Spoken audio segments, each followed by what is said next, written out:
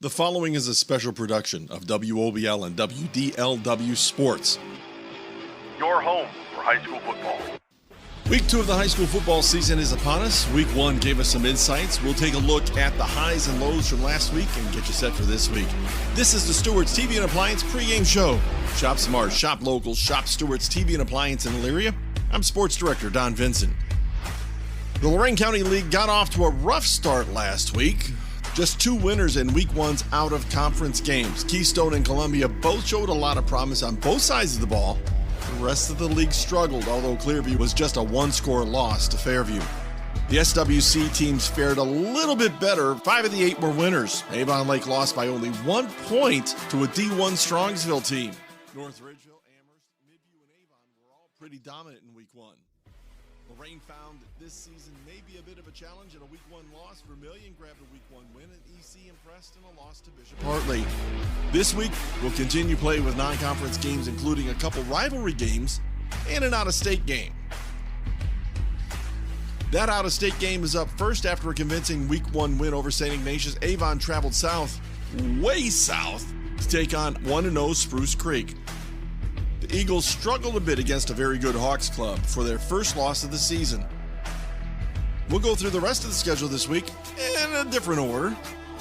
1-0 Amherst is on the road for their Week 2 matchup against Buckeye. The Bucks also won their Week 1 game. After a tough loss, though, it's hard to pick against the Comets in this one. Avon Lake coming off a tough loss last Friday has the opportunity to bounce back against the Lake Catholic. I have a feeling this one's going to be close, maybe a 1-score difference.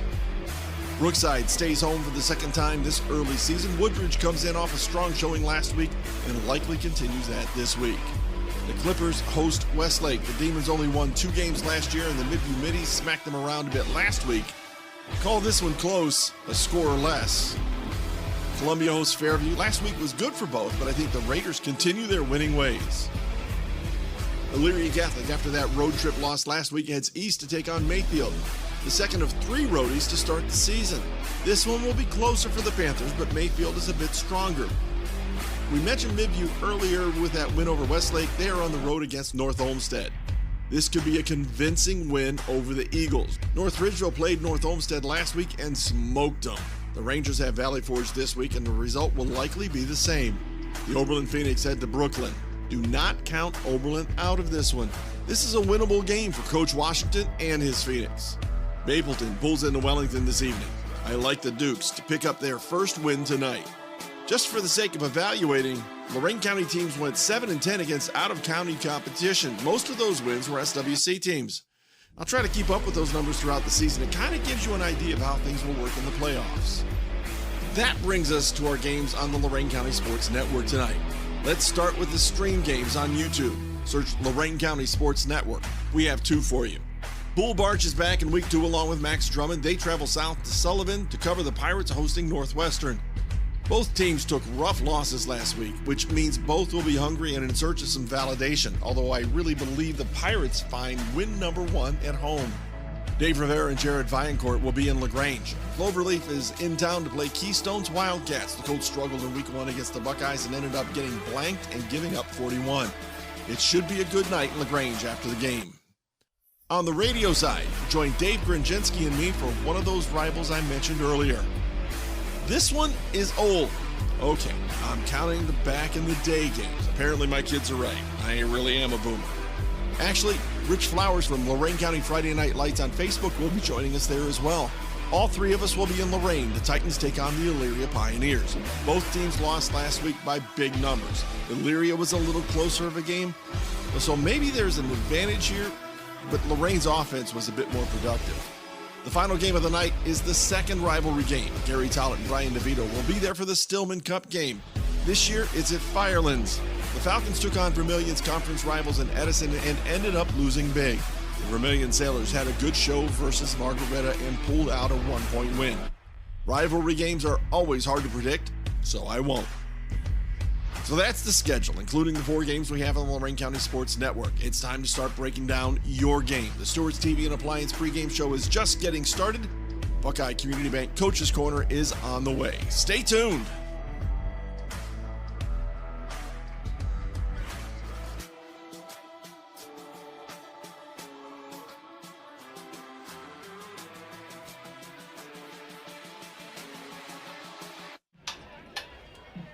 Welcome in to the Legacy Home Finance Game of the Week, live and free here on YouTube. Dave Rivera joined alongside Mark Munch Bishop as we bring you our Game of the Week, as we have a good one. It's a non-conference game.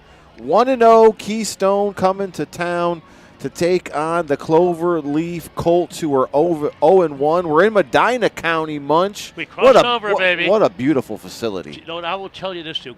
Just going down Route 83, to me, that's God's country. I will call it bucolic, which is the perfect setting. This is America, my friend, going by the farms, the silos, this and that, going through the little towns of Chatham and into Lodi, and just a beautiful evening. You know, it could not be any better. I call it, we dialed up that celestial thermostat, and we've got it going in a big, big way. We got sun, we got some heat, as it is Friday Night Lights, Week 2 edition, and it's all brought to you by Legacy Home Finance, your local, reliable, trusted lender.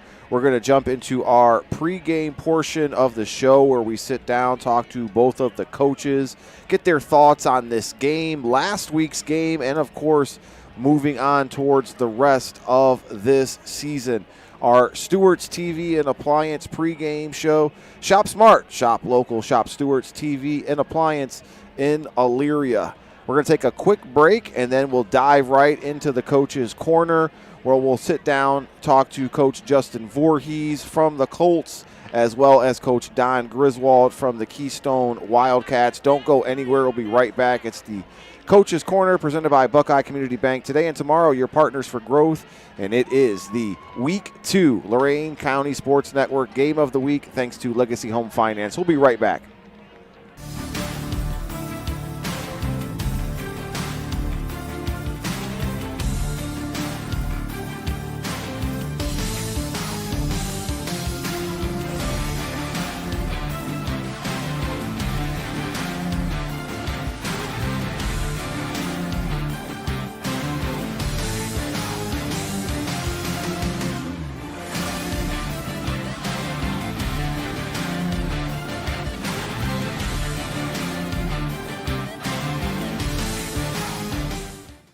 Welcome into the Coach's Corner presented by Buckeye Community Bank. Today and tomorrow, your partners for growth. It's Week 2 in our Lorain County Sports Network Game of the Week on YouTube. Features the 1-0 Keystone Wildcats traveling to Cloverleaf to take on the 0-1 Colts. Joining me now in the Coach's Corner is the head coach of the Keystone Wildcats, Don Griswold, giving us some time here before kickoff. Coach, thank you so much. How you feeling tonight? Dave, it's great. It's great to talk to you. Thank you for covering our game and our student athletes. We are blessed, feeling great. So tell us about this new look Wildcat team. You guys have replaced some people at some key positions, but you guys just reload, man. Talk about this great team you got. Yeah, we were blessed to play a lot of underclassmen the last few years. So we've got seniors that have played a lot of meaningful snaps, juniors that have played a lot of meaningful snaps, and now we're starting to incorporate a handful of sophomores getting some snaps on Friday night. So that's kind of how we prepare the next batch. We don't just want to play all seniors or all upperclassmen. If they can play Friday nights, they're going to play Friday nights, whether it's spot on D-line or on special teams. We have some depth. We have 50 on our roster. And at a D5 school, that's a really healthy roster number. So, yeah, I really like this team. Very coachable, physical, skilled, athletic. There's a lot to be hopeful for here in LaGrange. Coach, a story that I wanted to touch on real quick is you got a real good group of kids, faith-based, as you have a lot of them who stick together and worship together. Talk a little bit about your team and the bond that they have through fellowship. Yeah, it's something that started very just organic, and it's very student-driven. Handful of students started going to Christ Church in Elyria, and then they started recruiting each other. And before you know it, you go to church, and literally the whole first row was Keystone students, many of them student athletes. And from there, it's just grown. They asked for a Bible study, a before school Bible study. So we've been running that the last 2 years. And we have a young man on the team whose father's a pastor. So it's just really been driven by student requests. They recruit each other, and then they have this shared faith, a way of seeing the world where football doesn't define them, something greater defines them. It allows for more transparency and trust, and it's been really neat to be a small cog in that big wheel. Coach, tell us about sophomore quarterback Colt Cowling, who gets the nod this year, and he steps into some big shoes to fill. Let's talk about Colt and how he's played so far. Yeah, Colt is very athletic. He played a lot of minutes, meaningful minutes. Was one of our big three in our basketball team last year as a freshman. He steps in at quarterback. There is a lot to process there. Colt has all the tools. He's just got to go through the game reps. Didn't play great last week, but again, he's a sophomore. Everyone understands we've had a couple of Shacklefords and some other great quarterbacks around here, and even those young men didn't start as sophomores. So Colt's right where he needs to be. He's on, he's on schedule. And the sky's the limit for him. He's a great athlete, great basketball player. He was on our 4x2 state qualifying relay team. So Colt has all the physical tools. He's just got to see more game reps, and he's going to continue to improve as the sophomore campaign goes on. He's got some good weapons offensively with him, as senior Shane Ohl as well as Caleb Scott return, and Wyatt McKee, who's a junior. Talk about your offensive weapons this year, Coach.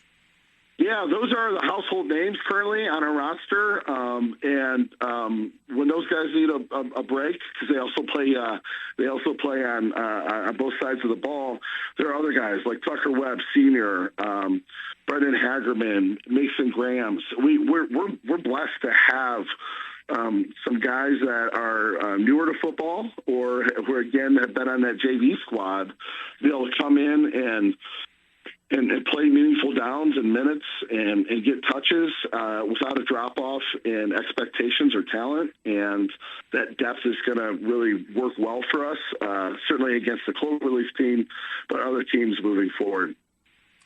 Week 1, you guys won 39-0. Talk about the defense stepping up for a shutout. The guys up front that piqued my interest, Jordan Thacker as well as Luke DeVore. Talk about your guys in the trenches on defense.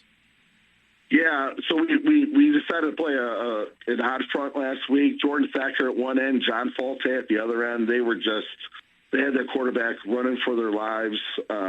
Luke is stout in the middle, but we had a really healthy rotation at nose, including 2 sophomores. So yeah, we played a lot of linebackers, just sound team defense.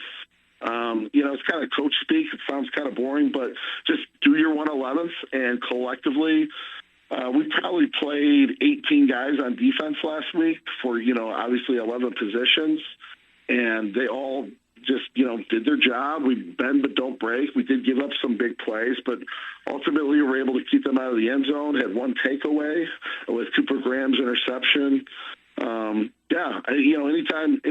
Anytime you get a shutout, there's a lot of things, a lot of little things to celebrate, a lot of young men to celebrate. So very, very pleased with that. Any underclassmen that have impressed you so far on defense that we should keep an eye out for? Yeah, we're going to rotate in Riley Jackson and Jack Bolton up front. They're sophomores. Those are the guys that just got after it in the weight room. And so you got a guy like Luke DeVore, starts at center, starts at nose. He's in shape. He stays busy all summer, but he's going to need a break, right? So we're able to put those guys in, and again, be able to maintain the same level of play and standard. And it's just really fun to watch. At the linebacker level, Bobby Gurich, sophomore. He's got a big frame, and physically he can do everything we need him to do. Just again, as he accumulates game reps, he's going to be a stud moving forward. Coach, back-to-back road games to open up the season, as this one was moved due to some construction happening at Keystone. How is the progress happening at the track, and when do you expect it to be done? We're the Road Warriors. We had both scrimmages on the road. Our first 3 games are on the road. A road game is actually in some ways a lot easier. You can kind of control your guys a little more. That bus ride gives them an opportunity to decompress. Playing at Cloverleaf is great. Being a visiting team at that stadium is awesome because your locker room is about 15 steps from the sidelines. So, yeah, we'll take it. We love the quote adversity. We don't see it as that. So, we really respect Cloverleaf. They've got phenomenal facilities. So, yeah, it's been cool so far, kind of embracing that Road Warrior mentality. Coach, scout this Cloverleaf Colts team for us. Yeah, they have really big expectations for this year. You kind of have to dismiss the final score of that Buckeye game. Buckeye's a different animal. Cloverleaf is really well coached. They've got great athletes. They're physical. They're going to try to run it down our throat and then use some opportunities to drive the ball down the field in the passing game. We're going to have to play well to beat them. Lost last year, 21-14. Just a boxing match of a game. We turned the ball over 3 times in the red zone. We got to play really well to beat them. So. Coach, thank you so much for giving us some time before kickoff. Good luck tonight, and we look forward to talking to you in the postgame show. All right, Dave, thank you so much for highlighting our student-athletes. Absolutely, Coach. Don't go anywhere. When we come back, we'll talk to the head coach of the Cloverleaf Colts. It's the Lorain County Sports Network Game of the Week on YouTube. We'll be right back.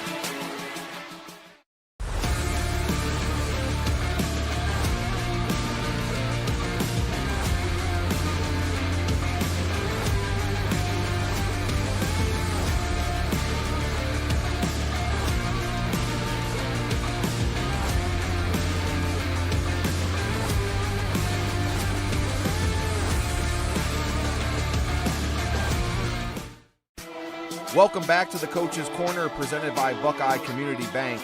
Today and tomorrow, your partners for growth. Our Lorain County Sports Network Game of the Week features the Keystone Wildcats at the Cloverleaf Colts. And joining us now in the Coach's Corner is the head coach of those Colts. It's Justin Voorhees giving us some time before kickoff. Coach, what a beautiful facility you guys have here tonight. Are you ready for week 2?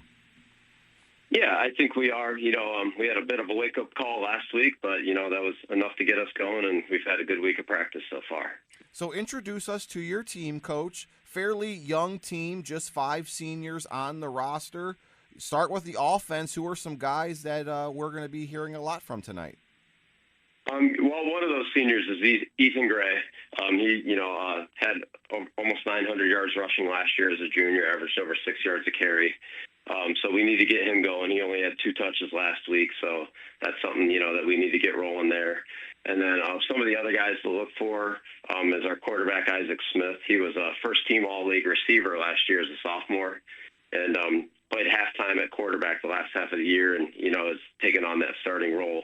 So we look to use his arm and his legs as we run through our offense. And then, catching the ball, you're looking at hopefully we get the ball in the hands of Ashton Gray, Jimmy Tolley, and Braden Byer on the offensive side. And then on the defensive side, the names are going to be very similar. But the biggest thing is we just want to be the fastest team on the field in defense and fly around and, cause some havoc. How would you describe your offense, Coach? Are you a run-heavy offense, or is it balanced? What would you describe your offensive game plan? Traditionally, we're pretty run-heavy, but with Isaac, we're trying to develop that pass game, and, we're breaking in some new offensive linemen, so we're trying to get that ball out quick. But like I said earlier, we're going to look to use Isaac's legs and Ethan's legs to, kind of balance that out. And I think we're at our best when teams can't really predict what we're going to do. Who is the anchor on that offensive line that you guys can lean behind? That would be senior Dominic now. So he's been the one kind of consistent guy. We've been floating through different linemen through this off season, whether it be injuries or, performance. And but he's the one. He started last year as a junior, and he's back, and he's a captain, and he's kind of leading the way for us there. Switching sides of the ball defensively, a 3-4 defense. Tell us about it. Who sticks out? Who's the leader? The leader of our defense is Adam Gray. Unfortunately for us, he went out last week early on in the game. He's fine. He's healthy, but he only played 3 plays the whole game and only played 1 snap of defense the whole game. He was the Medina County's leading tackler last year at middle linebacker as a sophomore. So, that kind of hurt. But having him in there, having him lead the way, set our defense, we look for him to make a lot of plays. And then right behind him, his cousin, who we already talked about, Ethan Gray, we look to be another standout on defense as well. Touching on week 1, Coach, you guys fell to Buckeye. What were some takeaways from there that you were able to build on with some positive momentum? The takeaways are that we just didn't do what we know we're capable of doing, and we didn't do the things that we know we should be doing. So it's not like the talent wasn't there. It was just things that needed to be corrected, and the players took really well to that throughout the week and even in film, and they kind of saw that. And, Buckeye's a great team. They always are. That's why it's nice to start the season off with them. I feel like, even though it's a loss, it kind of prepares you for what you're going to see in the future and gets us playing at a higher, faster level in week 1 instead of waiting till conference play to get to that level. Buckeye being a great opponent, like you mentioned, what's been the focus this week at practice? Scoring points or stopping people from scoring, Coach? Our focus is just doing what we know we should do. Do your job. We saw so many times on offense that if a guy didn't do their job, the play messed up, and that's why we didn't have many yards, any points. And then we saw so many times on defense where if we just would have done our job, we would have made stops and we wouldn't have given up big plays. So that's really been our focus on both sides. Is we know we can score points if we do what we're supposed to do on offense, and we know we can stop teams and turn the ball over if we do what we're supposed to do on defense. The Keystone Wildcats come to town tonight, Coach. Scout them for us. What are some keys to victory? Well, it's a traditional Keystone team. Coach Griswold coached team. We've been coaching against each other for a long time now. So on offense, you got to be patient and disciplined. Not too often are they going to give up the big play. They're kind of a bend but don't break team. They keep you in front. They keep the offense in front of you, the receivers in front. So you have to execute. And then when we're on defense, they're on offense. You have to stop their power read. They have a nice running back there that can bust it. So you got to make sure you're keying on the right guys. And then you also got to be able to tackle on the spot with those RPOs that they run. Coach, beautiful night tonight. Good luck as you guys are home, and we look forward to talking to you later on in this season. All right, great. Thank you. That's the head coach of the Cloverleaf Colts, Justin Voorhees, giving us some time here in the Coach's Corner. Don't go anywhere. We have starting lineups coming up next, and then kickoff. It's the Lorain County Sports Network Game of the Week here on YouTube.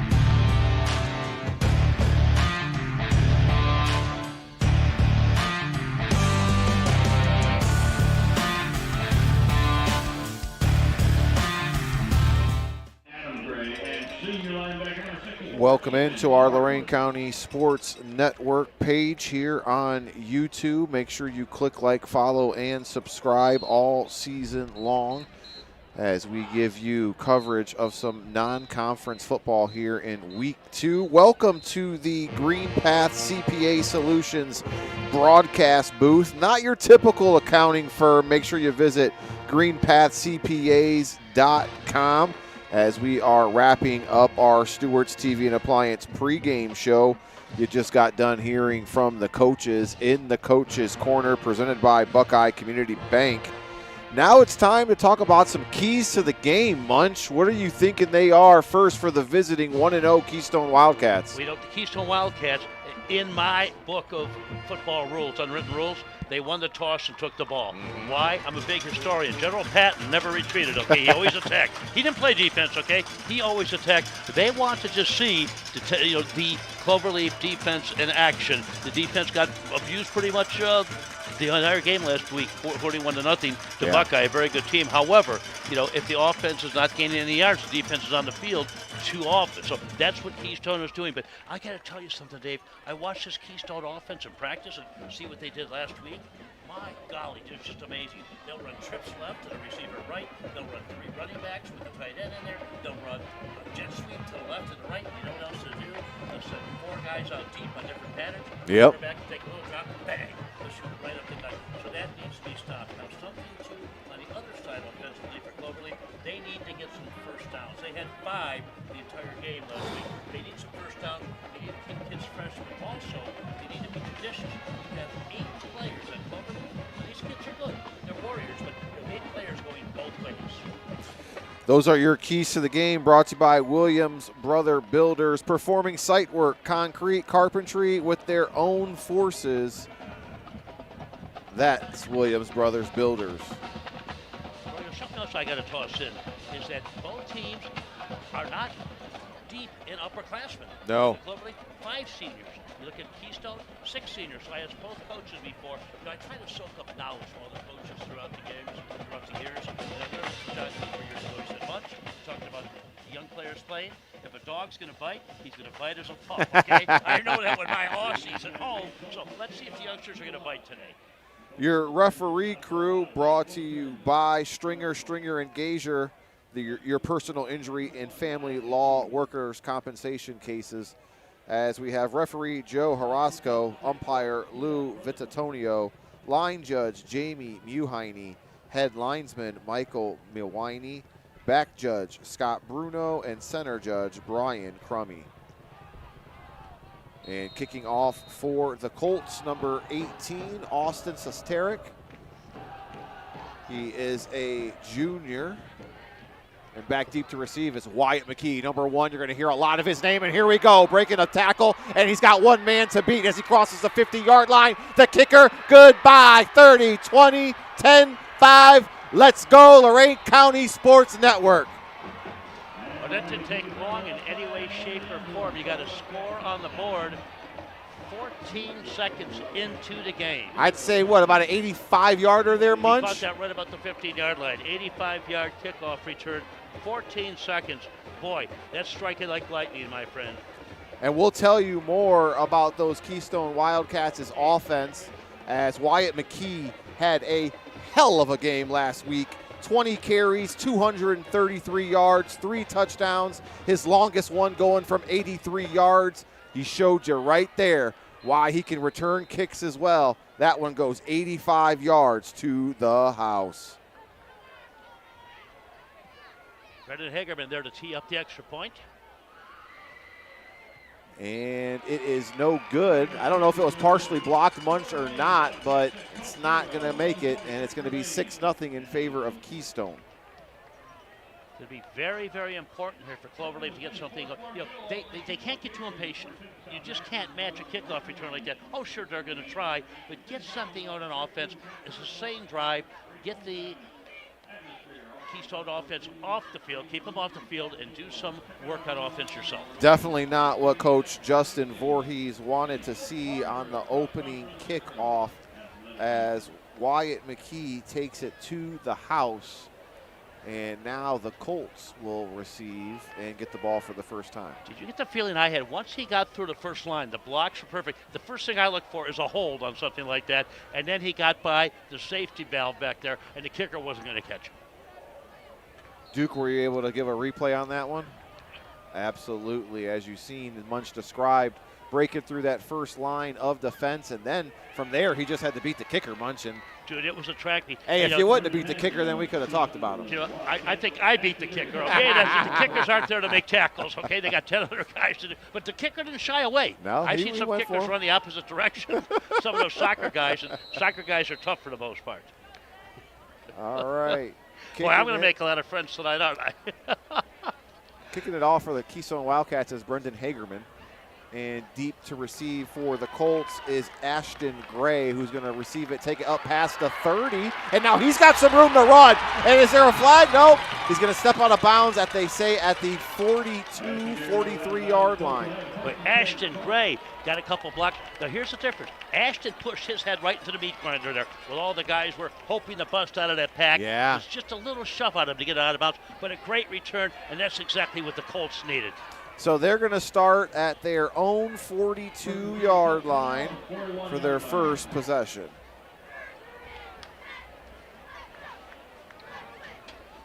Make it their own 42, bro. Boy, they said I thought he stepped out 10 yards further upfield. Right. So we'll get you the starting lineups here for your Cloverleaf Colts. I want you to watch those Keystone linebackers. They come up in a hurry. In the shotgun is Isaac Smith, and in motion is number 5 for the Colts. That's Kellen Price. So Kellen Price takes the end around from the wide receiver position and picks up 3. Price plays a lot of defense, too. Nice little play just to loosen him up, trying to stretch him out a little bit. Great pursuit that time, especially with a big man at end. Boy, he moves. Jordan Thacker, he's 220. He moved like a safety that time. Here we go, 2nd and 6 from their own 46. And Smith gets the handoff, is going to take it off the right-hand side, puts his head down, and picks up some positive yardage. Bro, depending where they spot it. Oh, his knee went down right at the 50. I thought they could have given him to the 49, so it's going to be 3rd and 2. Actually, 3rd and a long 2, let's call it. A long 2. Are you as excited as I am, man? I am, man. Friday night lights, Friday night football, getting it done in a big way. This is in Medina County, as we've got 2 teams who are looking to put on a show tonight for us and you on YouTube. Here we go, 3rd and 2 from the 50. Smith takes the handoff, puts his head down, and gets the first down. He is tackled and met immediately by number 34, Kyle Hurley. The 5'10", 200-pound junior linebacker made the stop. Smith had 29 yards last week on 7 carries, already dominating in the middle of the line. And here's what's interesting. He's running right in the middle of the line. Guess who the center is? Austin Sprankle, who's a running back by trade, 5'8", 225. He was forced into duty when Caden Stone went down with an illness this week. And we do have some Colts that are missing the game today. We'll give you those here shortly. As the man in motion is Ashton Gray, and he takes it, and he's close to a first down. Depending on the spot, I think he's going to be a yard short. Ashton Gray was bouncing off people that time. Good job trying to get to the outside. Caleb Scott just tossed him out of bounds. I got to tell you something about Caleb Scott. I was at practice the other day. He was racking up his own teammates, our defense. Actually, Coach pulled him over one time and said, Ashton, they're on the same team. That's enough. But you know what, man? You got that hunger. You got that desire to plant somebody that has the ball. Left tackles, number 74, Elliott Jordan. Left guard, number 79, Adam Gray. Your centers, number 62, Austin Sprankle. Your right guard, number 67, Jacob Atkinson. As Smith takes the handoff and throws the pass, a little screen pass out in the corner, and it's going to be dropped for a loss. Zach Taylor, the linebacker. Remember I told you those linebackers get up there in a hurry? It's one thing to note. They haven't run yet behind big Dominic Now, number 70. He's a senior, 6'5", 265. They've been going the opposite direction, maybe just because Keystone is loaded up on that other side of the line. So a loss of 4 on the pass play there. It's going to bring up a 3rd and 9 from the 43-yard line. The right tackle is number 70, Dominic Now, like Munch was just talking about. Handoff to Gray, and he is slammed down. And tackle on the play was number 14, Demetrius Ruby. He only needs to get 1 yard on that one, if anything. Looks like they gave him 2 on the play. It's going to bring up a 4th down and 7. I like what Jason Voorhees is doing. He's gambling. He's going for it.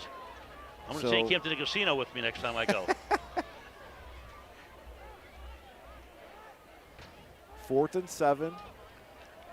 Rounding out the rest of the starting lineup for the Colts. Tight end number 8, Braden Beer. Quarterback number 6, Isaac Smith. Running back number 22, Ethan Gray. As Smith drops back to pass, he's got a man open, and it's complete and caught for a first down. That's Brendan Hagerman. or excuse me, that is Jimmy Tolley. Jimmy Talley, my gosh, what a good pass, what a good throw, but you know what made that happen? The protection was perfect. And Smith, just like a wise quarterback, stepped right up in that pocket and delivered that on the money. Fast handoff, and the ball is loose. And it looks like Cloverleaf gets on top of it to save the possession as it is recovered by big number 74. Elliott Jordan, the left tackle. You know what, Dave? We talked about a pregame. 3 fumbles last week. They lost them all. Not good to fumble, but good that they got it after that as they're driving. 2nd and 10 now for the Colts. Gray gets the handoff off the left-hand side, and he's brought down by Jordan Thacker. Very impressive that time because the guy wrapping him up is not a small man, 6 foot, 220 pounds. The running back actually carried him a yard or two.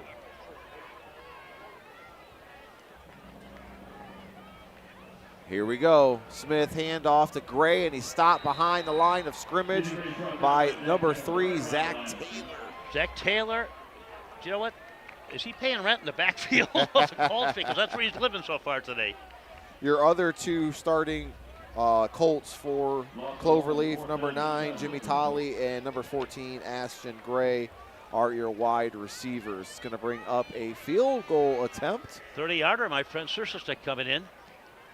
Yep, Sesteric with the 30-yarder.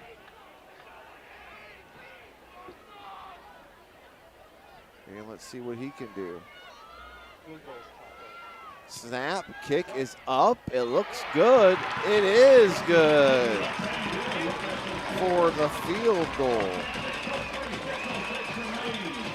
So we'll give you a scoring drive here when we come back. It's Keystone 6, Cloverleaf 3 on the Lorain County Sports Network here on YouTube.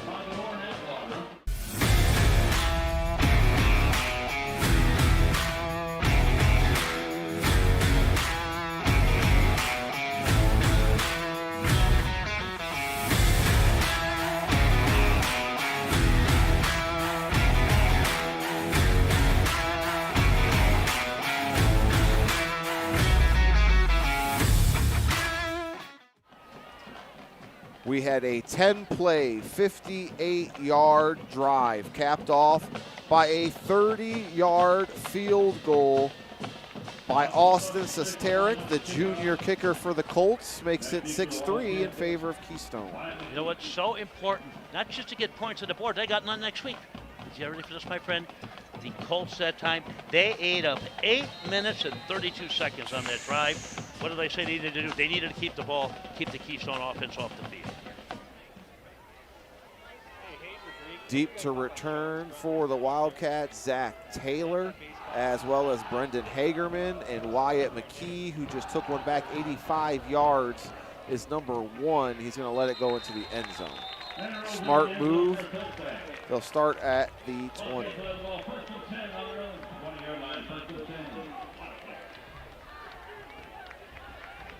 Well, I heard the students over on the Keystone side chanting, "We want the Wildcats," to get them now as they go out offense for the first time. Your starting lineups are brought to you by Gehring's Tavern in Grafton. Post-game meals taste a lot better at Gehring's Tavern in Grafton. Make sure you go and check them out. Keystone's first offensive snap of the game is brought to you by Janasco Insurance. The protection you need, the service you deserve. Let's take a look at this Keystone Wildcats led by sophomore number 6, Colt Cowling. And he's going to hand off to Wyatt McKee, and McKee is making people pay as he is brought down after a gain of 15 by Zane Trent.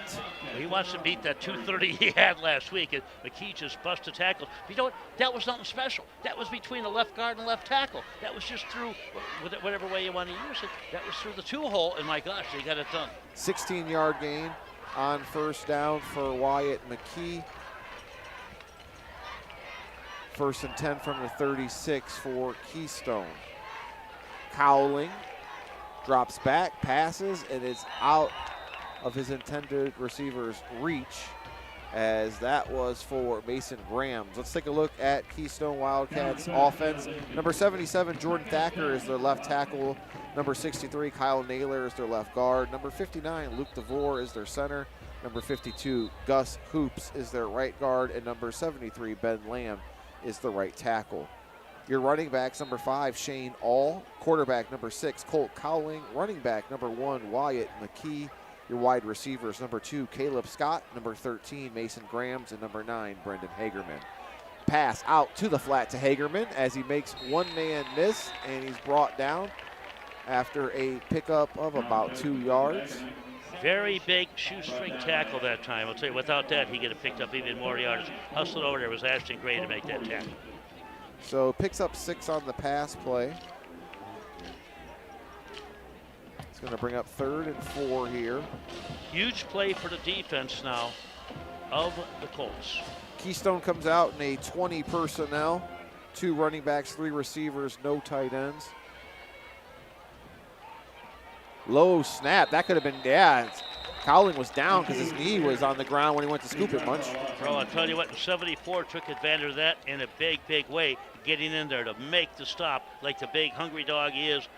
Oh, my, what can you say? It was just brilliant. So loss of 5 there.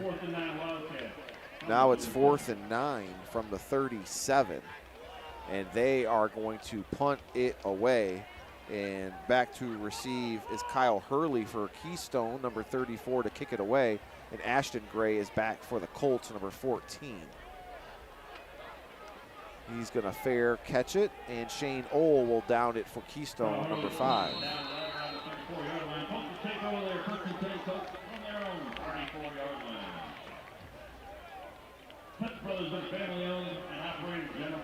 So 3 and out there for Keystone Wildcats on their first possession offensively. Very important stop for Cloverleaf. They needed to get some confidence on that team. They did it a big, big way. And it looked like the 3-4-4 was giving a little bit of trouble that time. They were not, the linemen were looking for someone to block because the down linemen were occupying them. The offensive linemen didn't see the backs and the linebackers shooting in. Keystone starting lineup on defense, they run a 4-4, and their front 4 looks like this. At defensive end, number 45, John Falte. Defensive tackle, number 51, Clinton Thomas. The other DT is number 59, Luke DeVour. And the other defensive end is number 77, Jordan Thacker. Smith drops back. Intended receiver was Gray. Incomplete. Brings up 2nd down. For the linebackers, outside linebacker number 3, Zach Taylor. Inside linebacker number 7, Bobby Gurich. Middle linebacker number 34, Kyle Hurley. Outside linebacker number 14, Dimitri Ruby. And they'll come up in a hurry. By the way, Elliott Jordan made a big stop on defense for Cloverleaf the last time they were in. 3 guys in the back. Cornerback number 9, Brendan Hagerman. Free safety number 2, Caleb Scott. As the Colts take this end around for a few yards before Wyatt McKee tosses him to the ground. And rounding out the starting corner is number 21, Tucker Webb. Nice elusive move that time because the DB came up, had his arms around his waist, just kind of shook him off a little bit and at least got back to the line of scrimmage. So 1 yard carry from Kellen Price.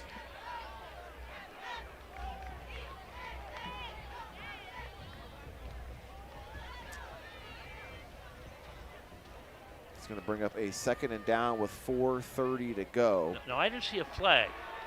The officials picked up the ball and now sent it right back down. So a holding penalty was on the Colts, but it was declined by Keystone, so no harm, no foul. That dirty laundry got picked up in a hurry that time. 3rd and 9 now after the 1 yard gain. Cloverleaf in a 21 personnel. Smith drops back, and now he's going to take it and run across the 40, and Wyatt McKee closes like a missile. He's going to be short by about a ½ yard. Oh, my. Tried to dive for it. Just couldn't get it. Nice pursuit that time by who? Wyatt McKee. You see the speed. When he returns the kicks, he uses that speed on offense, too. Turnover on downs. Or nope, it's going to be a 1st down, Munch. They gave it to him. Yeah. I thought he was a ½ yard short, but good for that young fella. Now, if I'm Coach Grizz, I think he wanted a measurement, but no, they say he got the first down. All But right. two great coaches out there. Jason Voorhees and Mr. Griswold. Talked to both of them in the pregame on the field. Oh, they invited us to the little huddle they had going on. Yeah, that's where the real stories happen. the off-air stuff. Here we go. 1st and 10 from the 45.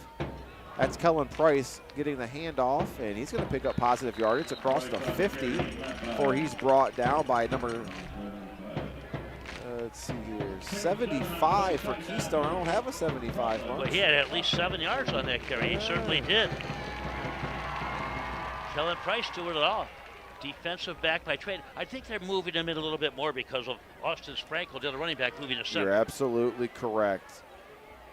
Austin Sprankle, who was set to play the running back position with Ethan Gray, got moved to center because the starting center, Caden Stone, is out with an injury, or an illness, excuse me. They said he was sick all week. Yeah. Here comes Gray with the handoff and a nice run up the middle. That is Ethan Gray. Just looked like some trap blocking there in the middle of the line. Sometimes the smaller linemen, if they're quick, if they just get up underneath you in a hurry, they get it done.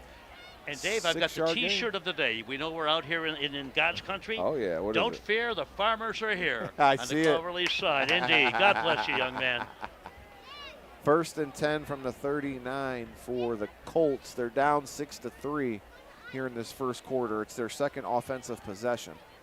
Isaac Smith fakes, now goes deep across the middle. That's Kellen Price. And Kellen Price is going to haul it in. He's been doing it all bunch in the backfield and in the receiving. But did they clone him out there? But you know what the most important thing about that? He used his hands. He stretches out, grabbed that ball, and tucked it in. He made sure he had the ball before he started running. Something else, too. Cloverleaf keeping the Keystone offense off the field. You mentioned it. Another Time of possession. Yeah. 16-yard pitch and catch there from Smith to Kellen Price. Here we go. 1st and 10 from the 23. Price, the man in motion. Smith gets the handoff and gives it to Gray. Gray off the right-hand side. Got through one arm tackle, and then he is brought down by Caleb Scott. And we have a penalty marker on the field. I'll tell you what, Scott doesn't get him. He's off to the races that time. This is going to get marched off against the Colts. So let's see what the call is here. It's a legal shift on Cloverleaf. Man wasn't set before those the are snap. penalties that drive the coaches crazy. I mean, they practice that. It's not like a hold. Right. Something is a moment of passion. It's just a mental error, and you can't have those. Our team captains for today, Caleb Scott for Keystone, number 2, Shane Ohl, number 5, Colton Cowling, number 6, and Nick Linden, number 12. And for Cloverleaf, Isaac Smith, number 22, Ethan Gray, number 70, Dominic Nall. Were your captains for tonight's game, brought to you by North Coast Insurance Group. Make sure you go see Robert Garcia in Avon, your local Allstate agent. Keystone has to be feeling pretty darn good about that one. Second penalty of the game, though, but they have to feel good about the drive. Here we go, and this one is complete again with room to run. That is Braden Beer, the tight end. It's amazing because Brandon Beer kind of split out, not really like up against the lineman that time, and that spot in the middle. The offensive coaches for Cloverleaf are finding that the middle has been open all game. That's where all those passes are going. 5-yard pass completion there, as Isaac Smith has looked good early on here, Munch, from the quarterback position. Week, he was 3 for 16. That was an aberration. We're seeing that. Yeah. Right now. Kellen Price, your man in motion, and now Isaac Smith takes the handoff off the right-hand side, and he's going to be past the first down as he gets the spot. And they're going to keep the chains moving. As Munch mentioned, time of possession here by the Colts definitely in their favor, even though the scoreboard says they're trailing by 3. Yeah, this drive over 3 minutes and 40 seconds long so far as we near the second quarter of play. 6-3 Keystone, 45 seconds left in the first quarter. 6-yard run there by Isaac Smith, the junior quarterback. Man in motion's Gray. And what do we got? We're going to have a motion penalty. Yes, indeed. Yep, another penalty on the Colts. You know, with concentration with the false starts or the procedure penalties, you have to know what the snap is, and you can't move. I know you're anxious. You got somebody breathing in your face. And that was one thing that we noticed from last week's game. They did a good job. They only had 2 penalties for 25 yards, and I think they've already surpassed that here early on in this first quarter. Yes, they have. Here we go, 1st and 15. There's 20 seconds left in the first quarter.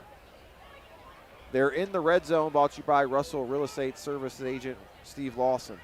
Gray still up, fighting for yards. He would not go down. He was in a pack. Ethan Gray's a 5'10", 200-pound senior, and he was fighting for every yard there. You know, he ran with a purpose that time, and we're going to get to the end of the first quarter of play, my friend. They're only going to give him 3 on that run. And that's going to do it for the first quarter of play. It's 6-3 in favor of Keystone. Don't go anywhere. It's the Lorain County Sports Network channel here on YouTube. It's our game of the week brought to you by Legacy Home Finance.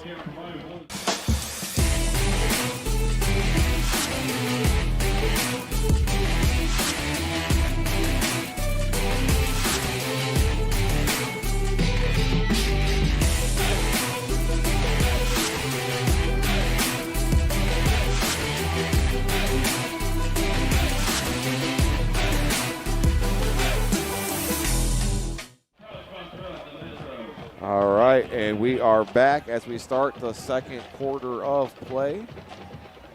6-3 now in favor of Keystone. But the Colts are driving and using up this time as a weapon to keep Keystone off of the field. It's fascinating.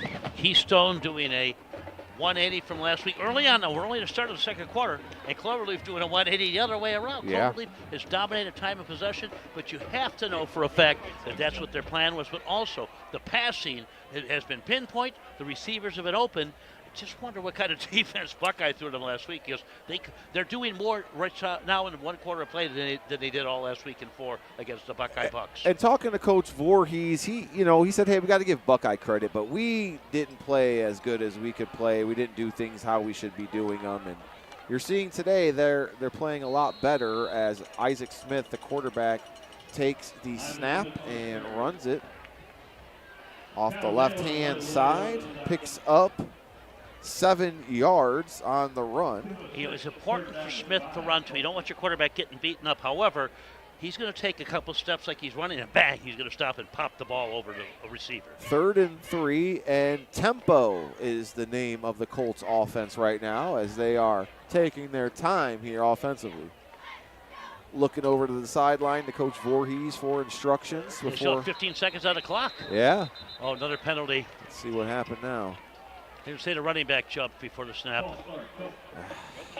Yep. That's what you can't have.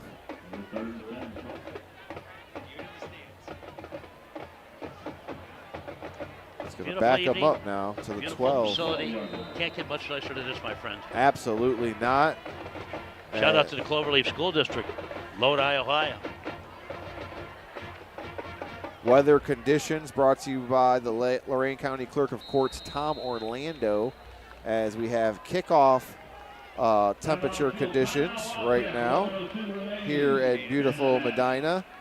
61 degrees in Lodi. And we got a timeout called, Munch. Who took it? Timeout called by Keystone. And I'll tell you what, the Cloverleaf players were clapping their hands saying, hey, they don't know what we're doing. They have to talk about it. You know, a little story about the great city of Lodi. I did Ohio State pregame and postgame shows for decades right down in Columbus. So I would drive down for all the pregame shows. And there was a little diner right on the square in Lodi, folks, that are familiar with this, I remember, called the Lighthouse. And right when they opened the doors at 6 a.m. on a Saturday morning, I'd be the only one in there with 2 of the sheriffs from Medina County, and we would just talk up the storm for about 45 minutes. I get a couple cups of coffee and a good breakfast, and we head down for the Buckeyes. And by the way, have to shout out too that stations I'm just honored and blessed to be a part of, WOBL, WDLW. Now you're home for Ohio State football in Lorain County. How cool is that? Yeah, we're going to be down there tomorrow morning at the Radio Ranch, making sure everything goes smoothly and kind of just taking it all in, Munch. As it's the first time ever you're going to be able to hear the Buckeyes on on Lorain County Radio on WOBL, which is a honor and a privilege. And just remember this, it's about $350 just to get into the stadium, sit in the top row C deck. So you're doing your thing in a good way, my friend. Here we go. That's Kellen Price with the screen pass, and he's going to catch it and pick up a few yards on third down. Do you know what else is impressive? Cloverleaf is mixing the ball up to quite a few different receivers, but whose name you just call again? Kellen Price. Oh, my gosh. And it was a 7-yard pitch and catch, going to bring up a 4th and 5 from inside the 10. You got to go for it. They're doing the right thing. Ethan Gray, the running back, next to Smith, number 22. Smith barking out instructions, and some more confusion, this time called by the Cloverleaf Colts as they want to talk about it, Munch. Yeah, we know what? You have 4th and 5. You want to come away with a score here. Now, they're not kicking a field goal, and we saw right now because the ball's on the 8-yard line. So that would be what? That would be an 18-yarder for Sasurstik, and he booted one from he had that field 30 goal yards. for 30 yards Yeah. the first time out. So, my gosh, you would think that'd be a chip shot for him. But they want 6. They want to get in the end zone. And you know what? It would be so good for their psyche to get in the end zone. They didn't score a touchdown last week. They've been driving the field. We talked about that first drive. My golly, this drive right now is going on 9 minutes. Yes, it is. As a timeout being called and sponsored by Lorain County Recorder Mike Duran, securing and organized real estate documents. That's what him and his staff do. It's 4th and 5 from the 8 as the Colts are threatening here. Oh, they're going to kick after all. That was the decision what the timeout was. So Coach Voorhees says, let's just play it safe, Munch. Let's just go for 3 instead of, getting nothing. It's going to be a 25-yarder. Oh, and it might be a free set of downs. The Keystone Jumped offsides. Oh, my gosh. Keystone. You know what? That's going to be 1st and goal to goal. Yes, it certainly is. Boy, quick snap.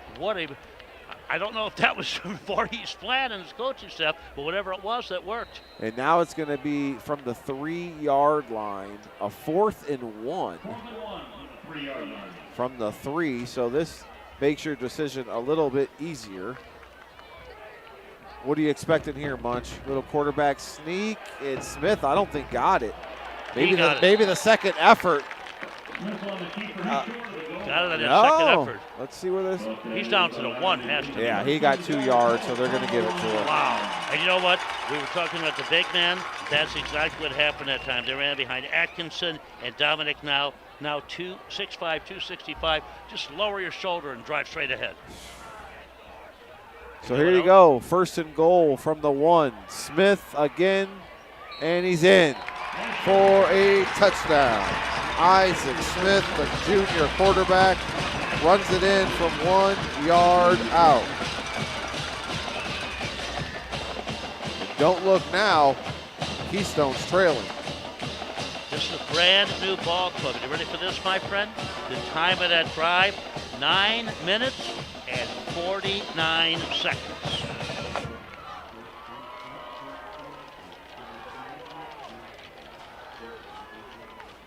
Sosteric for the extra point. It's blocked and no good. So 9-6 is our score after the points. We'll be right back here on the Lorain County Sports Network.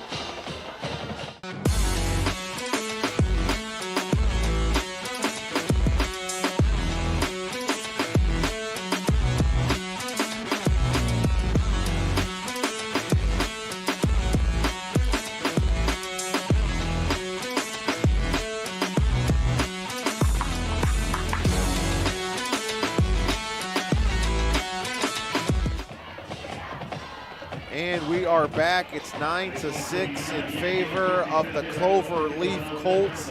They take their first lead of the game on a 1-yard touchdown run by junior quarterback Isaac Smith. Munch, you mentioned it, man. Time of possession, killing Keystone. Are you ready for this? We have played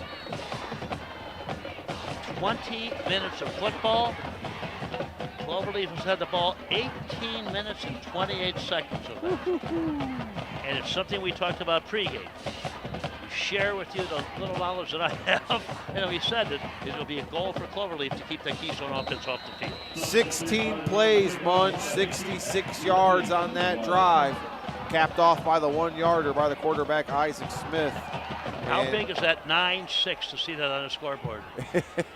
It's definitely big. Here comes Wyatt McKee with more room to run as he makes 2 men miss and spins, and he's brought down at about the 27-yard line to get Well, Grady Porter, special team man extraordinaire, he made the first contact, just got him by the ankles, got McKee falling forward, and then somebody jumped on him. You got to pancake him in a situation like that to make sure he doesn't get his balance back. Let's tell you about the Cloverleaf defense. They run a 3-4. Defensive tackle number 58, Caden Stone, is out, so we have a replacement for him. And it looks like it is number 64, Ethan Martin, who's getting the start. 27, Austin Sprankle at the other defensive tackle. As we have a man in motion for Keystone, and Wyatt McKee gets the dive up the middle for some positive yardage. You heard the pads cracking up here on that hit. Pick up a 5 yards there on the run by McKee. Linebackers, 4 of them. Outside linebackers for the Colts, number 9, Jimmy Tolley. Middle linebacker, Ethan Gray, number 22. Middle linebacker, number 79, Adam Gray. And outside linebacker, number 8, Braden Beer. It's funny to see a middle linebacker with number 79, right, Munch?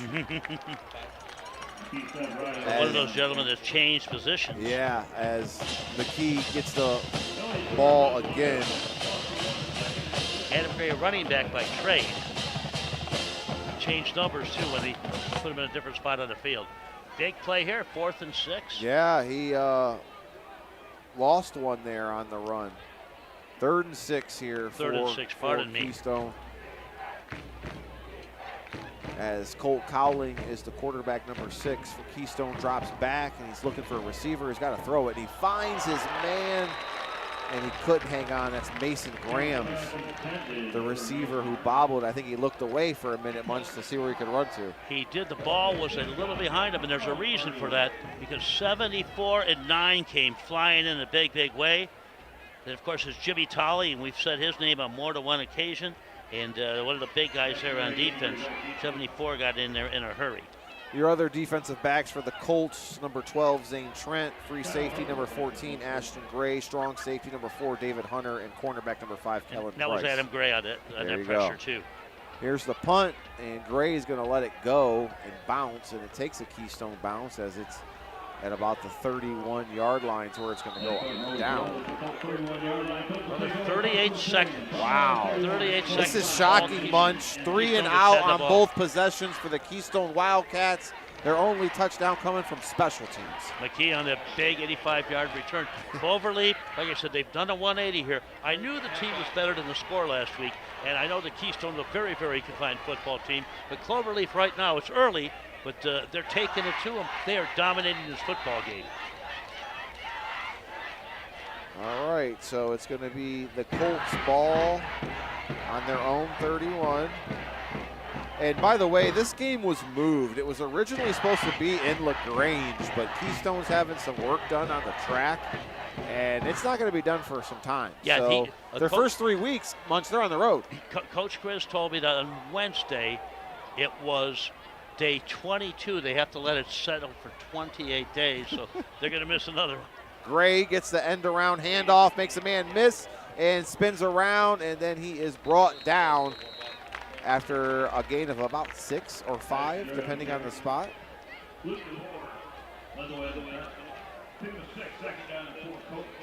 know, it's interesting with some of these number changes, you got to be on your toes. 6-yard run, Ashton Gray. 2nd and 4 now from the 37. Here comes the other Gray, as this one is Ethan Gray. They're cousins. Talked to Coach, he clarified that. But don't you love the communities, though, that have yes. the close-knit family? And when you talk about families, you know the name Kyle Juszczyk, the fullback, H-back, whatever you call him, for the San Francisco 49ers. His older brother, Sean, Juszczyk is one of the coaches here on the Cloverleaf. As soon as you Colts. seen that name on the roster, you said it's got to be related. Yeah, I went right up to Coach Voorhees. He goes, he's right over there, and he looks just like him. 1 yard gain on the run from Ethan Gray. Smith has got a man blocking in front of him, and he uses him perfectly as he's going to pick up a first down. Oh, there is a flag. Let's see what they got.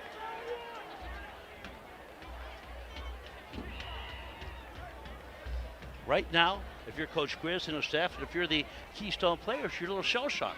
You're thinking, my gosh, where did this Face come mask from? on Keystone, Munch. This is a 15-yard penalty. Oh, my gosh, just a mistake. And you know what? You got to make a tackle sometimes. You got to keep your hands away from that face mask, my gosh. And the Colts are marching on, my friend. Unbelievable. Not what you wanted from the Keystone Wildcats. Some other scores in the area: 14-0 Vermilion in quarter two. Black River 12-7 in the first. And 14-7 Lorain and Elyria. That's always a fun contest. Oh, yeah. That's going to be Ethan Gray on the carry. Great tackle that time. 34 closing quickly for the Cats defense. That's Kyle Hurley, the linebacker. 5'10", 200 pounds. He plays like he's 6 foot 230. And that's a loss of a yard there on the carry. 2nd and 11 now. Isaac Smith, it's number 6, the Colts quarterback. Oh, it's picked off. Great play by Zach Taylor, who drops back in coverage from his linebacker position and picks it off in the flats. And I noted that those linebackers for Keystone are so important. And bang, just like that, it's Keystone's ball. Zach Taylor with the pick.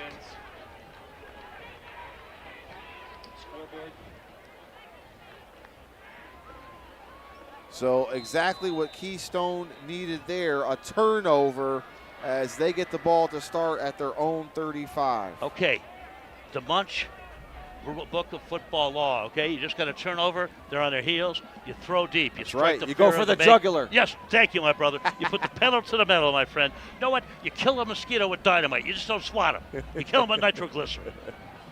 Here we go, Colt Cowling with Wyatt McKee behind him. He's going to pass, and that's Hagerman. Makes one man miss, and he's going to get positive yardage before being tackled by number 8, Braden Beer. Flanker screen, good job out there on the block, too. By the receiver out to that side.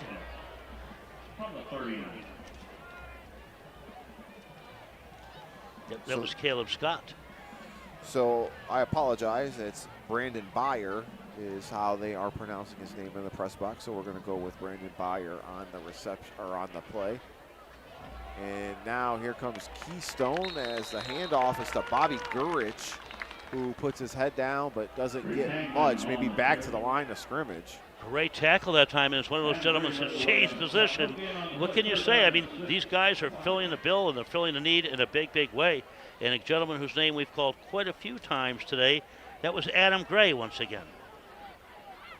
Brings up a 3rd and 9 from the 39 with 5 minutes to go here. Big play. It's the second quarter. It's flying by here as both these teams running the ball a lot. Colt Cowling, the quarterback, sophomore.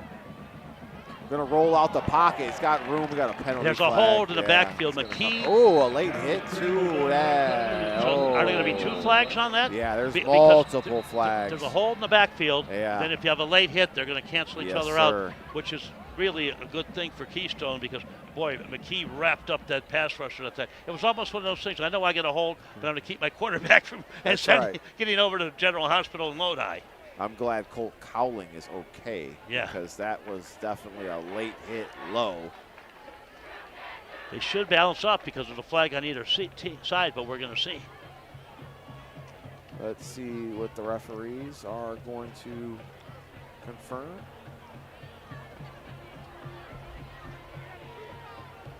So 2 That's fouls the on the hold play. We against have the McKee. holding. All right. And then you have the personal foul against Cloverleaf. So they should offset. Will the penalties cancel out? Yes, they're putting the ball back on the 39. Yep. No, they're marching it off against. Will they march it off? They march it back the other way. Wow. This is fascinating. Usually they cancel out. Well, they have to go back first, and then they're. Now they're going to march it off the other. Okay. They go back and then forth. See, I would think, shouldn't the late hit be from the point of the foul, though? Like I said, I don't have the stripes on. These guys know what they're doing. It's going to bring up a 3rd and 1 on that play after it's all said and done. We're down to 4:51 left in the half. 9-6 Cloverleaf. You know, Coach Chris told me during the week in practice too. He goes, "Bunch, throw out that score last week from Cloverleaf." Yeah. Keystone head coach, Coach Chris. He said that's a very fine football team. And the Colts are showing you exactly what he means. Yes. Here we go, 3rd and 1 for Keystone. Cowling to McKee. He lost it. He got it back, but McKee fumbled the ball. He's going to be short. Oh, my. He put the pig on the ground, man. He never got it back. I thought he did get it back. He never had it much. It was a bad exchange from quarterback to running back, and it's a turnover now for Keystone. Ethan Martin was the man who popped on that football. Oh, my gosh. The 6'1", 225-pound nose tackle. He's a senior. The senior's coming through in a big way. And just like that, bang, 4:46 left. I look for Keystone to eat all this time up, okay? You think, well, are they going to throw a pass deep? Nah, they don't need to. They've been working in the middle of the field. That's right. Cloverleaf's going to get the ball in Keystone territory after the turnover. And it's 1st and 10 from the 42 with 4:46 to go. Handoff on the right-hand side. Well, he might get just 2 yards. And that's Kellen Price, number 5. Well, you know, a little bit of potpourri. There's 2 linebackers collapsed on that in a hurry. Picks up 2 on the run. Shane Ohl coming over to make a play, too. Like getting all these You mentioned it, Munch. Don't expect Cloverleaf to try anything deep downfield. They want to just work the clock. Well said, my friend. And they do have a kicker that can convert, as they showed you with Sateric making a 30-yarder. Isaac Smith's going to roll again. He's got a leading blocker, Gray. Now he's got room to run as he gets down to the 25-yard line before he is pushed out of bounds. And what made that happen? Running back Ethan Gray, the 5'10", 200-pound senior. Once again, the senior's coming through, one of the co-captains. He just sealed this, man. A seal block may be one of the easiest blocks. I'm just getting between you and the guy that's running. You're kind of turning you sideways, and bang! Smith took advantage of that crease. 15 yards down to the 25-yard line. You don't mind what I demonstrate on you here in the box, Not at all, right? partner. Okay. I got 2 guys. I could take both of you guys on the combo block, okay? Here we go. Kellen Price off the left-hand side. And he's going to get some positive yardage as he is over the 25-yard line. Gain of 2 there. I got to tell you what I'm enjoying. All these guys who changed positions today to help out their team. Adam Gray wearing 79 in the backfield. Yes, there's been some number changes. There's been some position changes, but the Colts are putting it together. Oh! As Ashton Gray is met behind the line of scrimmage by Wyatt McKee. And that is a prototype tackle down around the ankles, and bang, he's not going anywhere. And he drove him back, too, after he made the hit. That was special. So no gain on the play. 2:50 left in the half. And 9-6 Cloverleaf. We expected it to go fast, but not in a good way. And now it's been 45 minutes, and we're heading into the half almost. Smith, pass, deep, almost picked off as Tucker Webb had it perfectly played from Keystone, and he's wasn't able to bring it in much. What happened that time? Earlier in the game when those passes were going over the middle, he found the crease in the zone. The zone worked to perfection that time because you had Tucker Webb, going back there, 6', 190-pound senior, and he just used all of his height, got his hands up on the ball as he left. And look at this, a 40-yard field goal attempt, actually a 41-yarder coming our way. Off the leg of Sussex. Let's see this. For high school, this is impressive, Munch. Dude, very impressive for them to even try to kick this. Right. 41-yarder here from Sesteric. Perfect conditions here on this Friday night. Plenty of leg. It's good from 41 Sesteric hit it, baby! yards. Oh, my! Oh, wow. Give him Lunatoe Groza. Sesteric using it. And you know what? He's not a small fellow with 5'10", 200. But Sesteric with what? A 41-yard field goal. He kicked that from the 31-yard line. Unbelievable. It's 12-6 now as the Colts have taken the lead. We'll be right back here on the Legacy Home Finance Game of the Week on YouTube.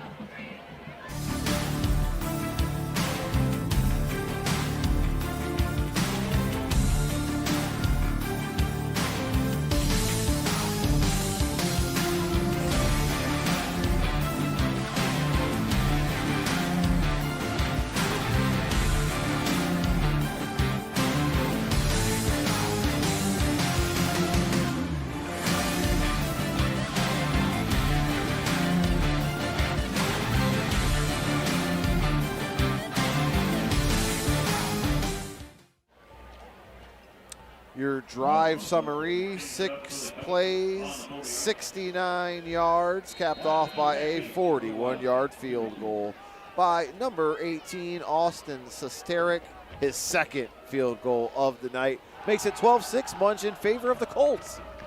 It's amazing, but you know what? Not really. If you talk to the players on the Colts, they came out. Coach Forey said even after a little heart-to-heart with his team, after last week's drubbing at the hand of Buckeye, he said the kids were ready to go. And I said, what is it?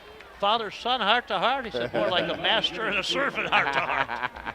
Bobby Gurich takes the ball for Keystone and gets it out to the 40-yard line. That's where they'll start things on their own 40. And Munch, you know, that's the old adage we always hear. This is why they play the game. As Keystone winners 39-0 in week 1. Cloverleaf lost 41-0 in week 1. And here we go. A 12-6 ball game. Throw that out. We're finding that early in just the second week of high school football action. Friday Night Lights. Cowling drops back, and Hagerman dropped it. But second drop pass today. Pressure's coming in a big, big way, though. The Colts are pulling out all the stops on defense.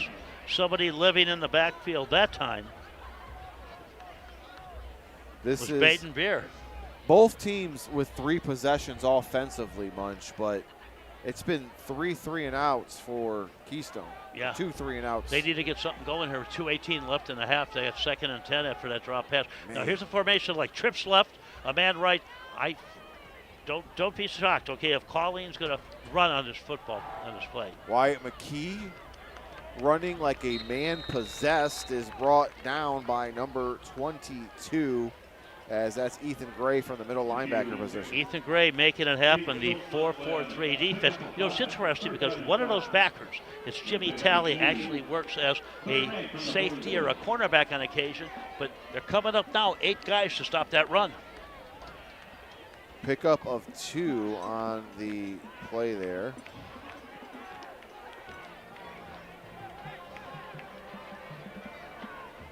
Third and 8 from the 47 with 1:38 to go. Colt Cowling is in the shotgun. Wyatt McKee is behind him in the pistol set.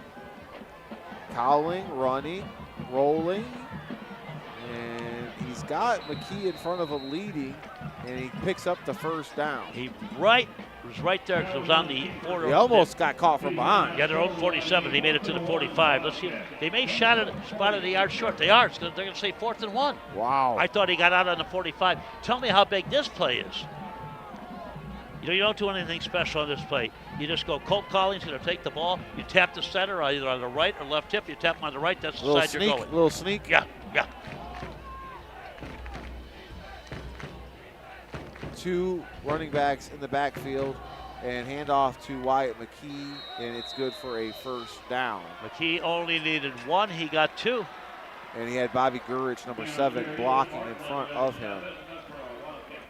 You know, we got to shout out both defenses are just playing lights out today in a big, big way, but especially the Colts after giving up 41 last week to Buckeye. We know it's helped the time of possession, too. And I mentioned earlier, 8 two-way players on Cloverleaf. not only did they, give up 41 points, they gave up 400 and almost 70 yards of total offense last week. Boy, low snap that time. Cowling got it up. He's got to go now. Yeah. And he is dropped down by the middle linebacker, number 79, which is Adam Gray. Colleen had his arm cocked, and he had the wisdom to realize, oh my gosh, I'm over the line of scrimmage. Yeah. I don't need, a big penalty. That's a 15-yarder and lost it down. 7-yard run there by Colt Cowling. And we have a timeout. We'll take it as well. Don't go anywhere. We'll be right back. 51 seconds left before halftime here on YouTube.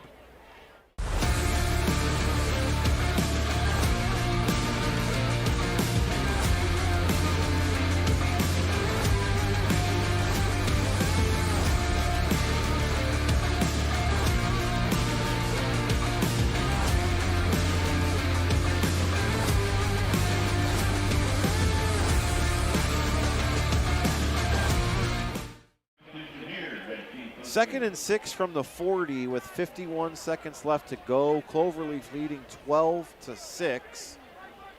Something else to point out.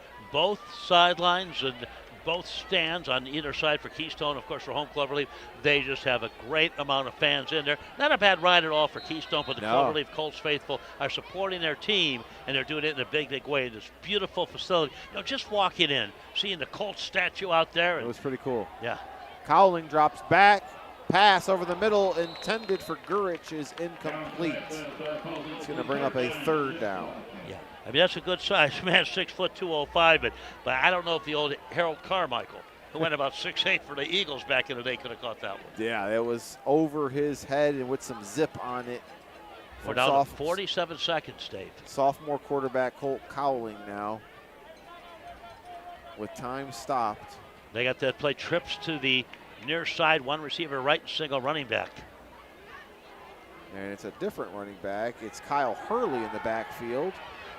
And Colleen running for his life. He's got to do something. Oh, my. No. Tipped and almost intercepted, but out of bounds. Boy, good job. Cowling took a hit there, Munch. Boy, the hit was unbelievable. That was a clean hit. And you know what the best part about that? After making the hit, the Keystone player went over to check on Colleen, pat him, said, you took a big hit there, my friend, and you hung tough on that. And what a lick that time put on by who else?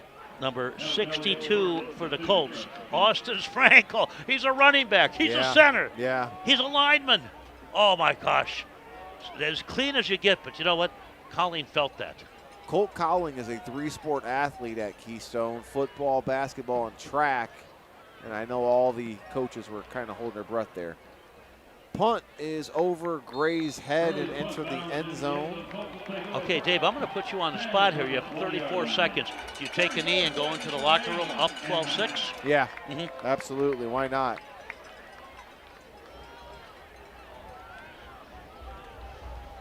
You're starting at your own 20-yard line.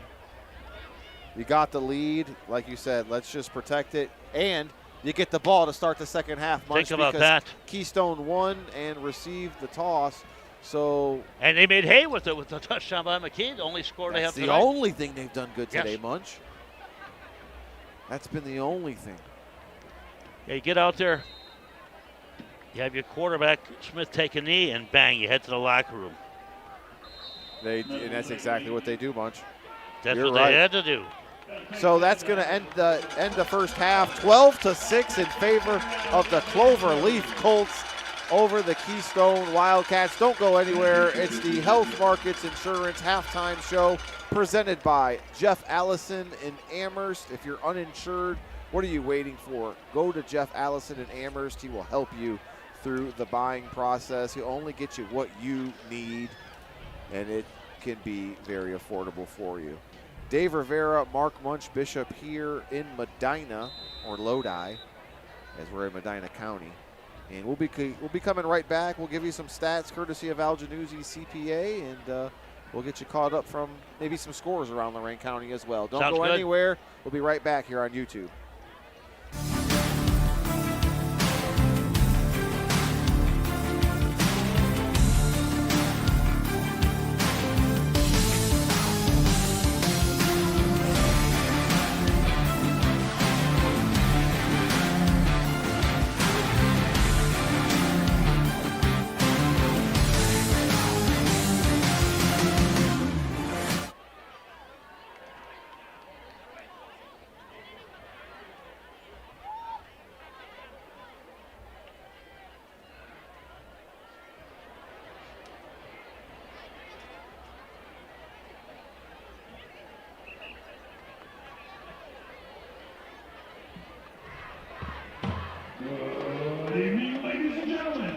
led by field commanders Wyatt Rising and Kelsey Crystal Sarah.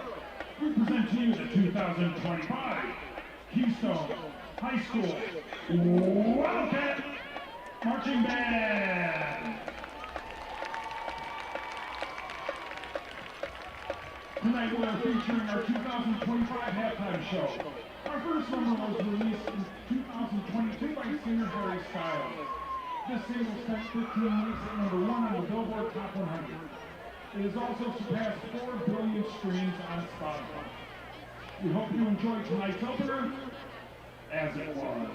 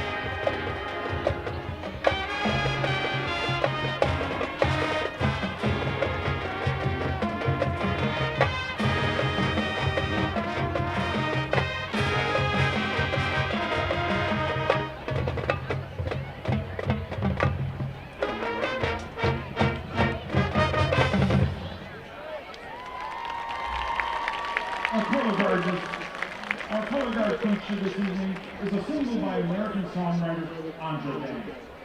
This number is certified quadruple platinum in the U.S. with a trumpet solo by Ethan Tansey and a mellophone solo by Malcolm Tansey. We hope you enjoy Rise Up.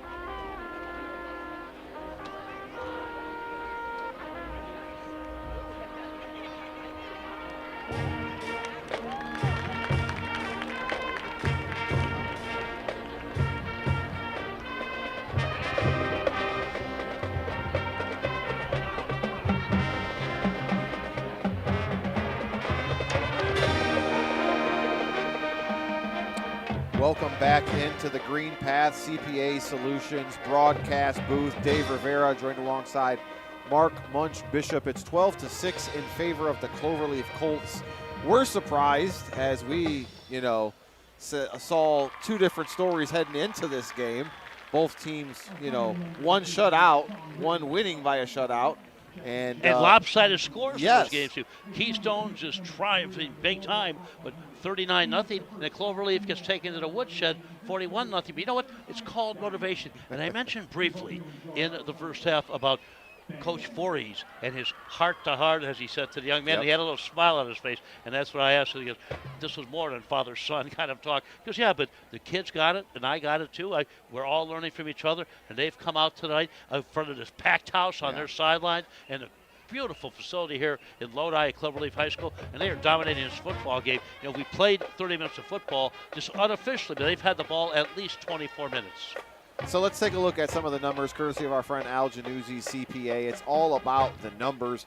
Keystone got things going first early with a bang. An 85-yard touchdown return to start things off from Wyatt McKee. But since then, 0 for 4 on offensive possessions heading into the half.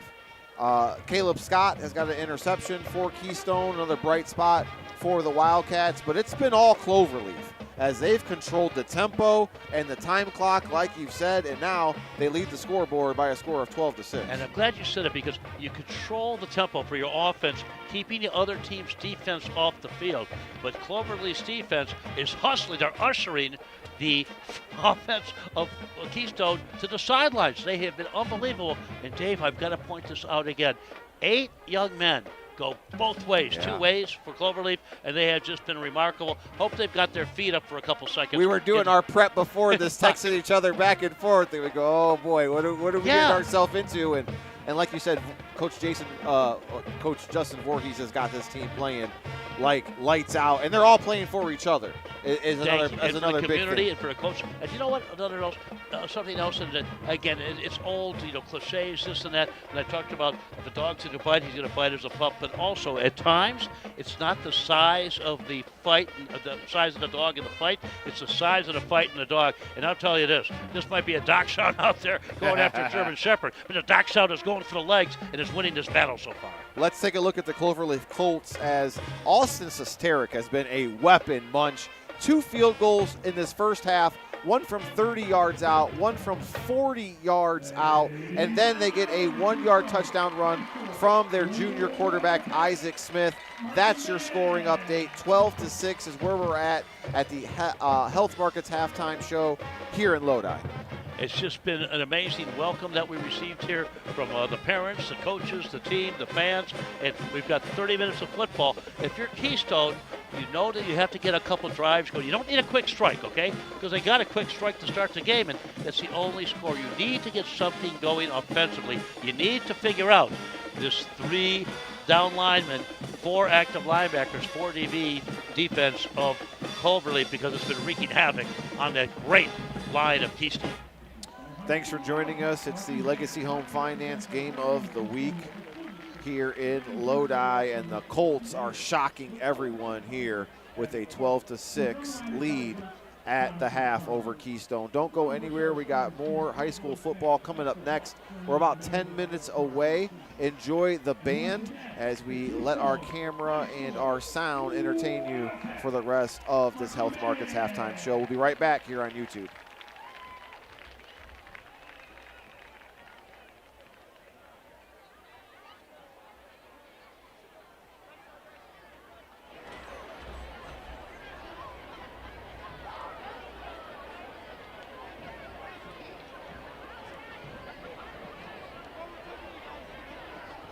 Ladies and gentlemen, we are honored to present the Cloverleaf Colts Marching Band, who holds a state record with an incredible 42 straight state finals performances. The band is directed by Mr. Andrew Winter and Mr. Chase Fallon. The percussion instructors are Tyler Bird and Abby Washinger.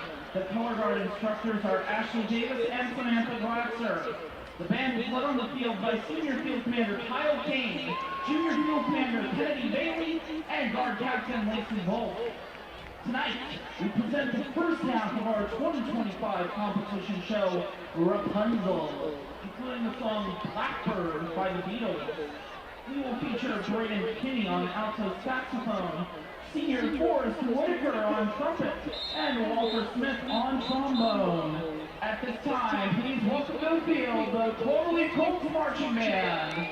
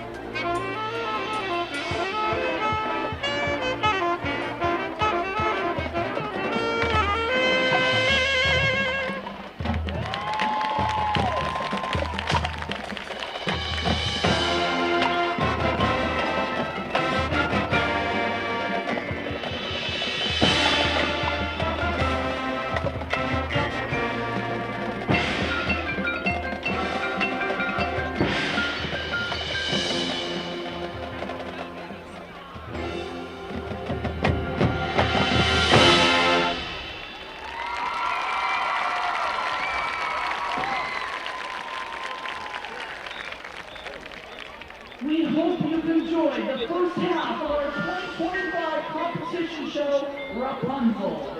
Next, we feature our color guard and a dance routine written by senior guard captain Lacey Holt. The band takes you back to 1985 and the classic movie The Breakfast Club.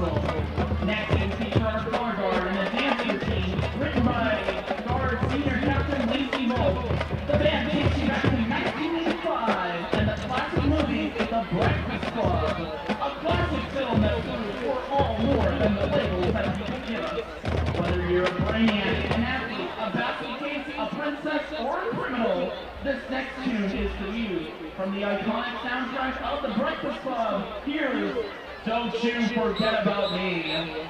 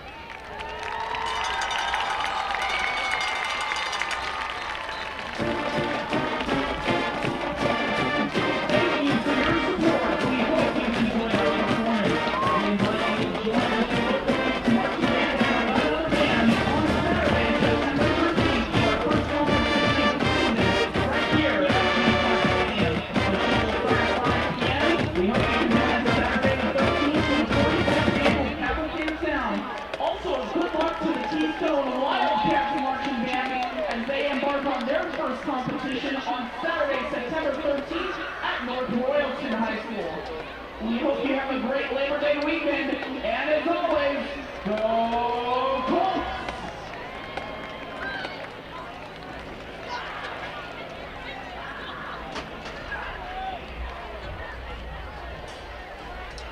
And we are back. It's the Health Markets halftime show brought to you by local insurance agent Jeff Allison in Amherst. If you're uninsured and you have questions, maybe you think you're paying too much, consider Jeff Allison. He's a local guy. He'll walk you through the process, and he's only going to get you what you want. So consider Health Markets insurance agent Jeff Allison in Amherst. We got 2:20 to go left before we get things kicked off in this second half of play. It's 12-6 in favor of the Cloverleaf Colts, as we're going to go over some scores from around Lorain County, as Black River is beating Northwestern right now by a score of 25-7. Westlake over Clearview 21-0. Vermilion Munch, the Stillman Cup. They're beating Firelands 21-6. Well, the Sailors out on the high seas here today. Yeah, Wellington on top of Mapleton, 14-0. Yesterday, Avon went down to Florida in Orlando and lost to Spruce Creek by a score of 25-22. Munch, I know you said you didn't get the chance to watch it. Avon was winning this game with a chance to seal it and fumbled the ball on their own 22. Something that they do not do. They do not do that. Spruce Creek scores, and Avon gets the ball back to try to tie it on a 52-yard field goal. That was no good, as Avon's long winning streak during the regular season is snapped, but it's to a Florida opponent. What a game that was last night. You know what? And knowing Coach Mike Elder, who not only is a fine human being, cares about his kids as they were his own, but just a great football coach. He told me in 2007 when he started, he goes, Munch, give me a couple of years. That's all I need. And to turn things around. He did that in a big, big way. But he said, hey, we learned from this. And you know what? It's going to be motivation for those guys that have the Eagles on their helmets. So Buckeye beat Cloverleaf 41-0. Munch, they're in a dogfight tonight. It's 14-7 versus Amherst. So look at in that. favor of Buckeye. Sometimes it takes you a week to kick out the jams a little bit, as they say, you know. And I don't know if it's the fresh out here in the country, but the bottom line is both teams here today trying to do what they do. Cloverleaf is succeeding so far. Keystone is Dave, I got to get a big, big shout out to a guy whose voice you may not know him behind the scenes, Jesse Schultz. He is a Cloverleaf grad, watching the game now and listening to it with his family and extended family. His in-laws just shot me a text saying, wow, this is big time. You guys are doing a great job. Well, Jesse, thank you, because that man makes his living doing commercials from coast to coast nationally for people. It means a lot. He is a pro. Yeah, it means a lot. Thank you, Jess. I'm humbled and honored by your words. Absolutely. We appreciate you watching and listen wherever you may be. Make sure you like, follow, and subscribe to our YouTube channel. It's completely free, Lorain County Sports Network, as we get ready for this second half of play. And it's going to be returned by Cloverleaf to start things off. And that looked like David Hunter, number 4, I believe, who will get things going for the Colts. Interesting. Short kickoff. Not sure if Keystone wanted to catch Cloverleaf napping that time, kicking it to one of the up men. But Hunter knows how to head a football, no doubt about that. We've seen him on both sides of the ball today. Some other scores from around Lorain County. Euclid beating Berea Mid-Park 22-7. North Ridgeville all over Valley Forge 31-6. That's Kellen Price with the handoff and the end around as he gets to the second level of the defense. It's good enough for a first down. Pickup of 13 there on the run.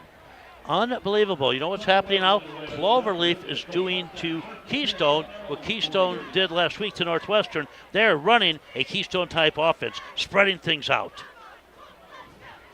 1st and 10 from the Colts' 48-yard line. Other scores from around Lorain County. Mayfield beating Elyria Catholic 19-7. The battle of Lorain and Elyria is a good one, as Lorain leads 21-14. And Ontario beating Norwalk right now 22-0. Eric Smith on that run, and Adam Gray, the converted running back linebacker, just put out a crushing block that time. Pickup of 4 there on the run. Boy, great pursuit. The defense of Keystone that time, the entire line just stringing that run out. Nowhere to turn it upfield that time for the running back, Ethan Gray. Keystone came away with the ball. They were trying to say it was a fumble, but the ref said, I don't think so. A whistle blew and they ripped it out. Hey, you don't got to be hungry. That's it. I think it was the band Twisted Sisters that stay hungry. You know that rock and roll that I hear on our sister station? That's it. WDLW, the Cool Cat. The Cool Cat is as best, if not better than anything I hear at any time. So we got a penalty there. Illegal substitution on the Wildcats of Keystone is going to give some free yardage away. That's going to push it way up now to the 43-yard line of Keystone. And guess what Cloverleaf's doing already? They've chewed up over 4 minutes of the third quarter. Here we go. That's Gray with the handoff in the backfield. He's got a host of Wildcats he's trying to beat, and Brendan Hagerman's going to bring him down, number 9. That time, Gray shook off a leg tackle by Kyle Hurley, and that's not easy to do. Hurley, 5'10", 200 pounds, knows how to wrap you up. He's a linebacker to come up and just hit you, put a slobber knocker on you, but it didn't work that time. Ethan Gray is a load, Munch. And he's going to get the ball again and put his head down. Actually, that's Isaac Smith, the quarterback. And guess what? First down again for Cloverleaf. What does that do? Not only gives them a set of 4 downs. I'm stating the obvious here, my friend, but also the clock keeps on running. Yep. Going on 5 minutes, chewed up for the third quarter. And it might not be the scoreboard that they're playing against. It might be the clock that Keystone's got to play against. Amen.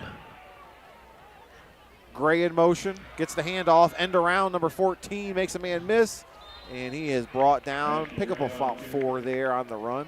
We talk different shades of gray here, okay? Yes, for the Cloverleaf Colts. Well said. Ethan Gray, Ashton Gray. They are cousins. Boy, Gray, a wiry 5'9", 155. Very strong young man, too, and very quick. Yeah, and then his cousin Ethan, 5'10", 200 pounds. Thunder and lightning bunch. Fire and ice, baby. There goes Smith. Got room to run. First down and more as Cloverleaf. 18-yard gain that time. And guess what? Leading the blocking, Ethan Gray, the running back. He has been phenomenal, not just carrying the football, but also providing some blocks. Imposing their will in the trenches. And here we go again. Down to the 15-yard line. Another quarterback run from Smith. You know, you look at Smith's stats running last week. He carried the ball 7 times for 29 yards, but those were all for his life running away from sacks. So they're going to say he lost a yard on that one. Okay. 2nd and 6 from the 16 as they're in the red zone, brought to you by Russell Real Estate Services agent Steve Lawson. Kellen Price in motion, number 5. Handoff to Gray on the right-hand side, and he's brought down by Bobby Gurich, as well as Tommy Locklear. You know, I like that in a big way because what happened when Gurich got him around, he goes for other guys to finish him off. Slow him down, and guys, you take over the rest.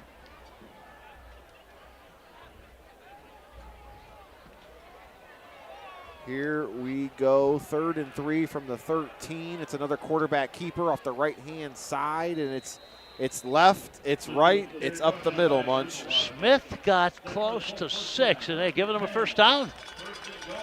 Pickup of 8 there. Wow, he got 8. 1st and 8. Unbelievable, just kept those legs churning. And the Cloverleaf offensive line, led by converted running back Austin Sprankle, imposing their will. Ashton Gray, the running back, number 22, is stood up by a host of Keystone Wildcats. And you know what happened that time? Dominic now, he only goes 6'5", 265. He put his shoulder in the back of Gray and pushed him forward another yard. Picked up 2 there. As Cloverleaf taking their time. You got the play clock that you're able to see on the field thanks to this beautiful facility. Brother, they have 30 seconds. They might as well use 25 of these. Yeah. Put that clock down to the 7-minute mark. They've used already 8 minutes of this quarter, of this period. Yeah. And I haven't seen many substitutions from Keystone side of things there, Munch. Oh, boy. Did he get it? Yes, he did. Interception. Oh, my golly. That's Hagerman. I'd like to see that one again. Thought it hit the ground, but Hagerman alertly. The ball was high, went off the hands of the receiver, and bang. Referee was right there to confirm. Brendan Hagerman picks it off. Would have been a beautiful call there as they were doing the fake run to the pop pass over the middle, and just a little too much mustard on it, and Brendan Hagerman steals the show. Second pick of the day for the defense of Keystone. That's kept him in here. Yeah, you're absolutely right. So now Keystone's going to start things off at their own 20-yard line after the touchback with 7:18 to go, trailing by 1 score. Interesting. How much time was run off that clock? 7 minutes and 42 seconds.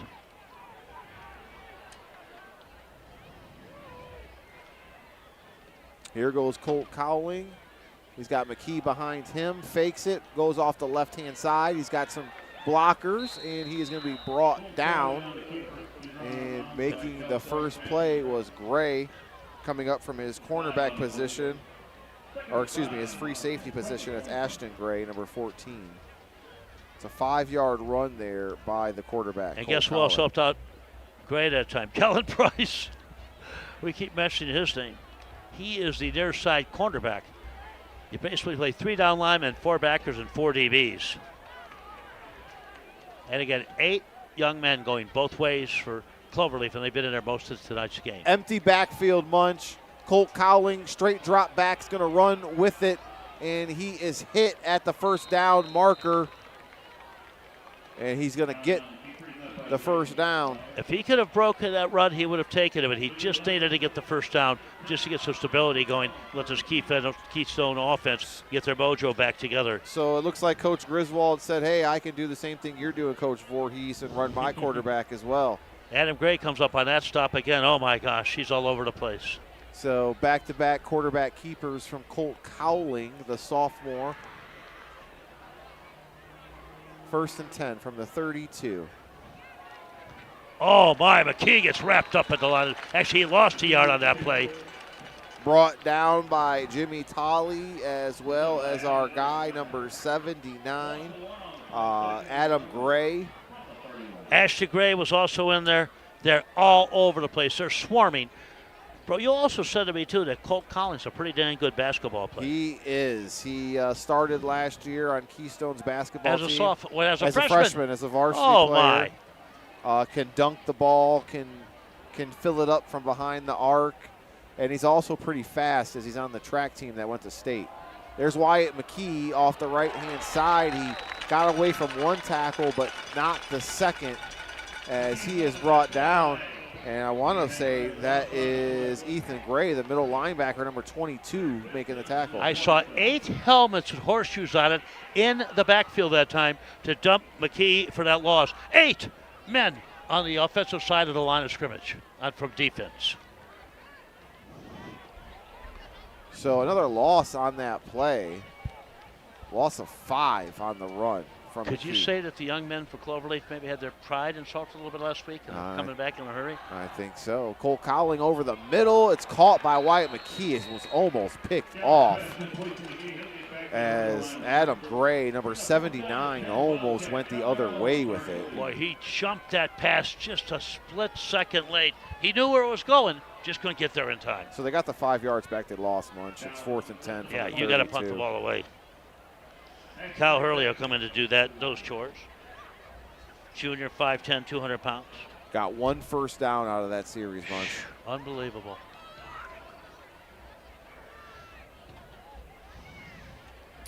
Oh, it's blocked. The Cloverleaf Colts blocked it, and there to pick it up is number 74, Elliot Jordan. Number 9 with the block. Oh, my, Jimmy Tolley. He's been all over the place, too. And I was just getting ready to say, my friend, that Keystone only had the ball for 1 minute and 28 seconds. 1 minute 28. Wow. That last drive. Block punt. Cloverleaf is back in action.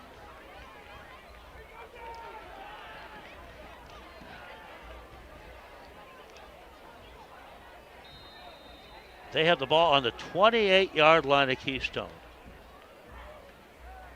So here comes the Cloverleaf Colts offense, who've been on the field the majority of the day. Handoff, Ashton Gray along the right-hand side, makes one man miss. He's into the second level before being brought down by Hagerman and McKee. And I have to tell you this, too. You got to give a shout-out to those guys in the trenches. 70, Dominic Now, combination block. He knocked 2 Keystone players to the turf. And a little late getting up after getting hit by a 265-pounder. Who is that? Is that Hagerman? It's Hagerman. Hagerman. Also does a little cramp there. He's also one of the cornerbacks for the Keystone Wildcats. Very classy. All the Cloverleaf players taking a knee in support of their injured comrade. We're going to take a knee as well as there's an injury timeout. We'll be right back here on YouTube.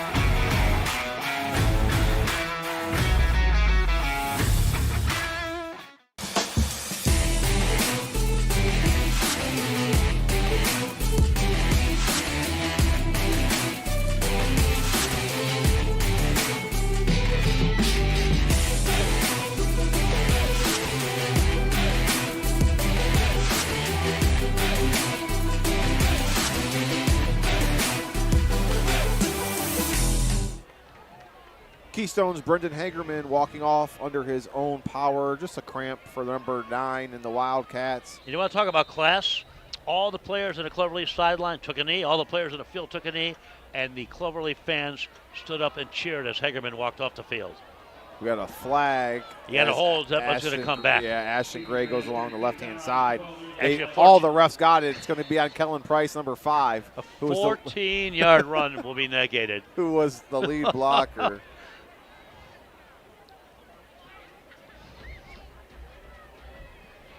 So it's going to back them up. And Price has done everything, both sides of the ball today, something he didn't want to do there after that great run that time by Ethan Gray. You know, Coach Voorhees told you in the interview that was just phenomenal how Gray is a stud. You wouldn't know it by the numbers last week, but you know what? You just got to get rolling sometimes, and they did today. You talked about it. He went down early in that game. We talked to him in the pregame, and he said, yeah, he got banged up a little bit, but he's good. He's ready to go today, and you're seeing it. Here it goes. Pass from Isaac Smith is complete over the middle, and that is Braden Beer, the tight end. That's Byer. Yep, Braden Byer. I'm sorry. That's all right with the catch. Pick up a 14 there.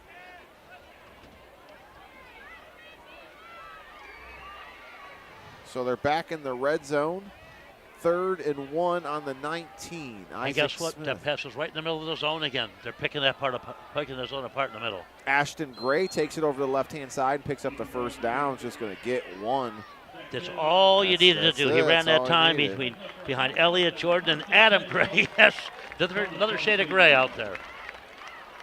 So they give him 2, and they spot it on the 17. And the Cloverleaf Colts are just milking this clock right now, ladies and gentlemen. Here we go again as I think that's Price. The 3 Wildcats got in there in a hurry. Kellen Price. It's the linebackers again, my friend. Hurley was in on that tackle. Gurich was in on that tackle. So loss of 2 there on the run, Munch. But guess what? The clock keeps ticking. Already over 2 minutes on this drive. And they started at the 28 Keystone. Yep. So they're being very judicious, using the clock, getting yards for a first down. You know, years ago, and I'll tell you this after this play, a little dissertation I had with the great Jim Tressel. Price in motion, fakes, pop pass, and that's to Ashton Gray in the flat. It's complete, but he didn't pick up much, maybe back to the line of scrimmage. Boy, great defense that time, reading that play in a big, big way. Was a linebacker from the other side. So Jim Tressel always said that the punt is the most important play in football. I disagreed vehemently. I say it's the first down. It keeps your offense on the field, their offense off the field, and you keep the clock running. That's it. Isaac Smith drops back and throws to the flat. It's a good catch there by Gray. That is Ashton Gray. That ball was a little behind him. Great dove, extended, wanted to make sure that he got that ball crowded in. And we're going to have what? A 4th and 11 from the 12-yard line? Gain of 6 on that pass. 4th and 5, I should say, from the 12.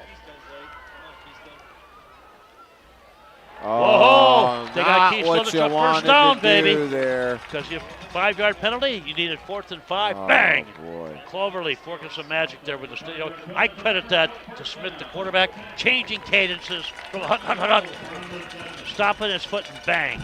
They got Keystone. And Keystone knows they need to be aggressive to keep Cloverleaf out of the end zone here. Wow. So Keystone commits a penalty on 4th down to give the Colts another set. Here we go, handoff off the right side. That's Kellen Price. He's bouncing off of Wildcats. And hit was Bobby Gurich, number 7. Yeah, great stop. There's a man in the middle. Gurich, 6 foot 205, and just a sophomore, Munch. Brother, you got to love the size of that kid. You got to love how he hits. But you know what else?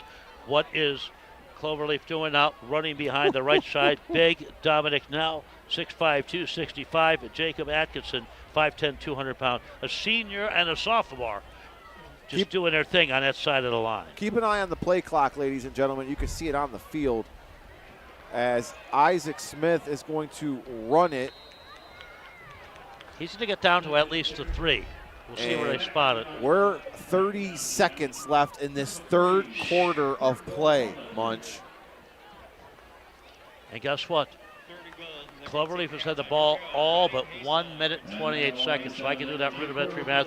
That means they've had the ball for 13 minutes and 32 seconds of the third. That's a 3-yard run by Isaac Smith to end the third quarter of play. They are threatening to score and put this one ahead by 2 scores as it's 12-6 to end the third.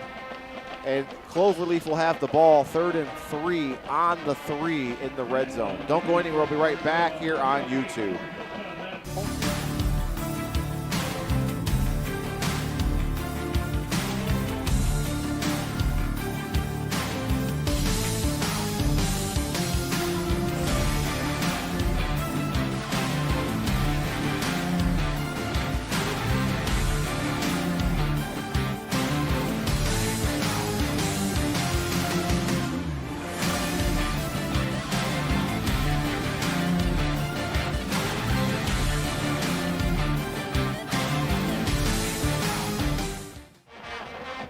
Munch, talk about the time discrepancy here in favor of Cloverleaf.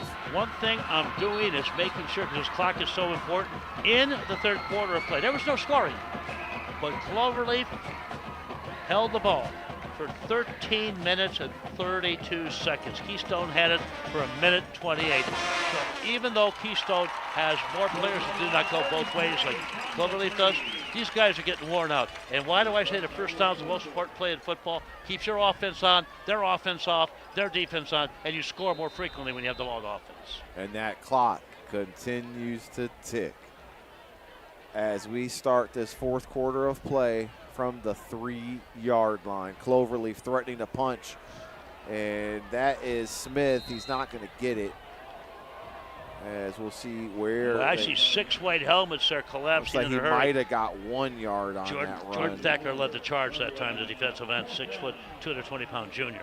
So they're going to say no gain on the play. And guess what? Bring in your kicker, baby. Who's a weapon. You don't even have to go for it here when you could just go up another 3 points. This will be a 14-yard field goal. No, actually, from the 10s will be a 20-yard field goal. I'm sorry. The snap back 7 usually, and you got tack 10 onto it. So it's an extra point. Austin Sesteric is good again. And ladies and gentlemen, he is making a case for our Zabo Apparel Player of the Game. He's got a hat trick. Oh my 3 God. field goals, Munch. He kicked out one to the concession stand and the open end of the stadium. It is 15-6 in favor of the Colts. We'll be right back here on YouTube.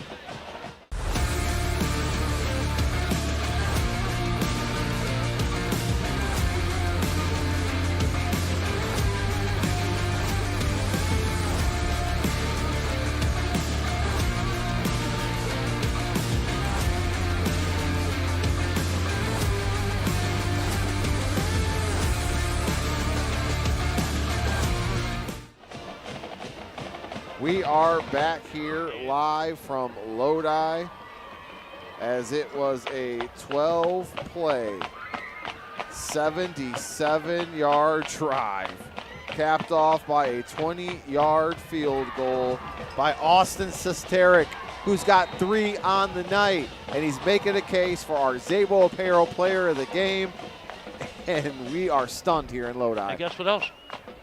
Cloverleaf ran another 4 minutes off the clock. Return there by Keystone's Dimitri Ruby, and they will get things going from their 40-yard line.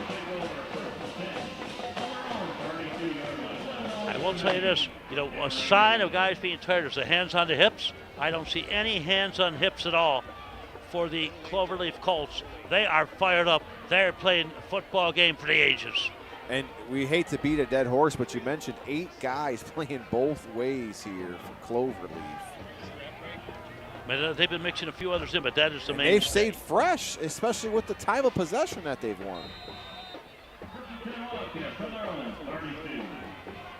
It's big. as an offensive possession as there is for the game. But even a 2-point conversion leaves them 1 down if they would go down and get a touchdown.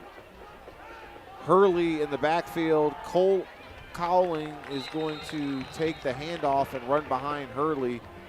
And he's just going to get back to the line of scrimmage. I don't know if that's what you want right now.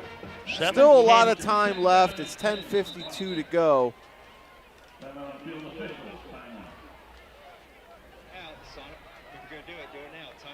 thought it was Elliott Jordan came up limping that time, but he did the old bear crawl on him. Yes, it is Elliott Jordan. Yep. Did the old bear crawl. Or Adam Gray. Yeah, Adam Gray. We had some guys switching numbers. Adam Gray normally wears 48. He's wearing 79 tonight. Elliott Jordan normally wears 7. He's wearing 74. Tell me that's versatility. So no gain, Munch, by Cowling on the run. 2nd and 10 from the 32. Pass. And hit immediately is Garrett Weister, and that's going to be a loss on the play. Just unbelievable defense for Cloverleaf. The kids are sucking it up in a big, big way. I know that sounds cliche. You know what else was over there, too, to help out? Mr. Price. 2-yard pass play there completed by Garrett Weister, the receiver. Cole Cowling is your quarterback, number 6. And Keystone's got to get something going offensively here in a hurry in this 4th quarter as we're under 10 minutes to go now. Cowling drops back. Looked to be setting up a screen, but that's not happening. Now he flushes, throws across the body, never good. Oh, dangerous, you never dangerous throw pass. Across your body. You never throw to the middle of the field, Munch. No, that was 2 no-nos for Cowling. He's trying to make something happen. And you know what? I think I see him in Mass on Sunday because that was a divine intervention. That didn't get pissed. And talking to Don Griswold in the pregame, he told me personally, he played well in the first game, but he still made a few mistakes being a sophomore. You see a sophomore mistake right there. Yes, Coach. indeed. And guess what, my friend? They didn't even have the ball, they being Keystone, for 3 minutes that time. Oh, boy. They didn't even have it for 2 minutes. Oh, boy, here we go, Munch. Over his head, he's going to go into the end zone. And who is that? Is that Byer? We got a touchdown. It might be Jimmy Tolley. Oh, my, Cloverleaf like a Yes, Tolley, number 9. Jimmy Tolley recovers a fumble. The punt over the head for a touchdown. I thought it was blocked at first, but it was a bad snap. Yep. In fact, Tolley was out there like the rocket, jumping on that one in a big, big way. What more can you say? Jimmy Tolley, 6'2", 185-pound junior, plays a receiver, plays outside linebacker. Tolley pounced on it, and all of a sudden we have a 21-6 game. Unbelievable. Might be the play of the game right there, Munch. And who's going to go in to tack another point on? That was a backbreaker. 21-6. Holy Toledo. I am shocked. So, Sarek, what do you think? Puts it right through again, so it's 22-6. Yes, indeed, the Cloverleaf Colts. I am shocked. 9:32 to go here in the 4th quarter of play. That might do it, folks, based on how Keystone's offense has been non-existent tonight. Only touchdown coming on the first play of the game on a kickoff return, 85 yards from Wyatt McKee. You know, it's amazing because, like I said, at practice over the week, I saw the diversity of the Keystone offense, and I'm like, oh my gosh, this would give me as a coach time to reach for a tub of some Tums or something like that. That's how diverse they are. But Cloverleaf has played them perfectly on defense. Plus, every time you see a tackle being made by Cloverleaf, you see 5, 6, 7, 8 horseshoe helmets on the football. Dave, I've always have been taught, you know what, you have to have 11 helmets running to that ball at all times. And that's exactly what Cloverleaf is doing. They're playing for each other tonight as they were disappointed in their Week 1 performance. Playing for this huge crowd. Not any bright spots for the Cloverleaf Colts in Week 1 against Buckeye. They gave up almost 500 yards of total offense. And tonight, they have completely looked like a different team here at home. That was out of character for Cloverleaf, though, because they've been scoring by chewing up the clock. They just bounced on that bad snap on the punt and bang, got a score. Squid kick is going to be downed at the 30 by Bobby Gurich. Boy, Colts going back on defense, playing at 3-4. Let's say with 7 and 8 helmets, like I said, with horseshoes on the side, on that football, on that runner, each and every time. What do you want to see here, Munch, from Keystone offensively? You know what? Keystone needs to drive down, but here's the thing. They can't use a lot of time. They need some big plays here. They got to resort to the passing game. And Wyatt McKee going to the sidelines, number 1. And he's a weapon, too. Is the weapon you really need for the home run as they go empty, 5 wide here for Colt Cowling, the super sophomore. Trips left and 2 receivers on the near side of the field. Oh, boy. Byer almost took his head off, number 8. False start on Keystone. They're going to go back. Just mental errors. That's an unforced error. Wasn't like a penalty of passion I call a hold sometimes or a tackle that should be made. Very uncharacteristic, Munch, of a team like Keystone in their caliber. Just today's performance. For Cloverleaf? Keystone. Oh, Keystone? Yeah. You know they what? just look completely out of sorts today. This is not, but you know what? Cloverleaf is forcing them not to play. Give them credit. Yeah. Give them I'm credit. shocked, especially for a Coach Chris team. And handoff up the middle. That looked like Zach Taylor. Do you see Ethan Gray come up and put a lick on him too? It is Zach Taylor, and you mentioned it, Munch. There is electricity coming from the Cloverleaf defense as they are hitting with authority, as you can see on some of these replays that our producer Duke is putting up behind the scenes. Oh, Duke is rocking, baby. Oh, man, cooking. John Wayne has nothing on him. maybe the Duke of Earl. That is going to be a loss of 1 there. Bad snap. McCauley running for his life, and he's just going to throw the ball out of bounds, which he needs to do. Oh, my. Pressure again, and who was there? Well, what can you say? The usual suspects that time again. Adam Gray. We mentioned his name on more than one occasion, too. Like you said, it's been a different shade of gray on almost every. Oh, my. On every play. And if you saw, one of the DBs came up and put a lick on him, too. As the Colts are just impressive here tonight. And I haven't seen Wyatt McKee come back out, have you? No. He's got his helmet off on the sideline at about the 43, 44-yard line, Munch, right across from us. Penalty against Keystone. Marching it back again. Marching in the wrong direction right now. 8:44 left in the game. 22-6 Cloverleaf. Student section, very loyal. Parents, friends, relatives, neighbors here. That's what high school football does for you, my friend. And those that couldn't make it in, family obligations, they're watching us on YouTube. We're so glad to have you on board. Yeah, we appreciate you guys watching wherever you may be. Make sure you subscribe to our YouTube channel. It's completely free. We're featuring a different Lorain County team every single week, and we're excited to have you along. Cowling running for his life. He's got to do something fast. Oh, my. And another pass he should have thrown, but he did get it off in time, so it's not a sack. Intended for Gurich. Dude, they're pouring through like water off spaghetti noodles in a colander.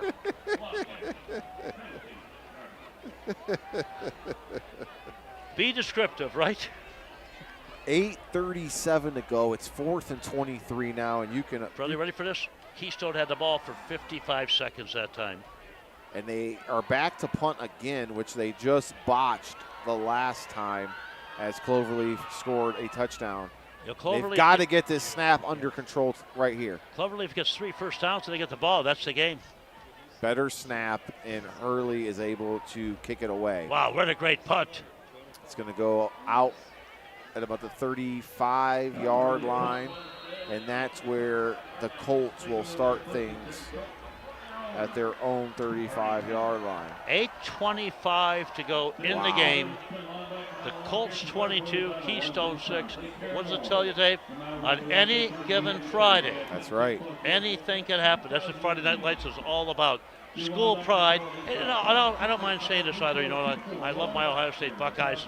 So glad we're the home of the Buckeyes now at That's right. WOBL. But you talk about the last true bastion of amateur football. It's right here on the high school fields. Yep. Blood, sweat, and tears all left here every Friday night, as they are going to start on their own 35. Starters still in, as Cloverleaf looking to put a bow on this one, as that is Ethan Gray, the ball carrier. They're going to use every second of that clock. They're going to just keep running the ball off behind now for the most part. And if, like I said, they get 3 first downs, it's over. 2 first downs might push it. They got 4 on that first yard attempt. And here's the second one. We got a penalty flag. Let's see what that's all about.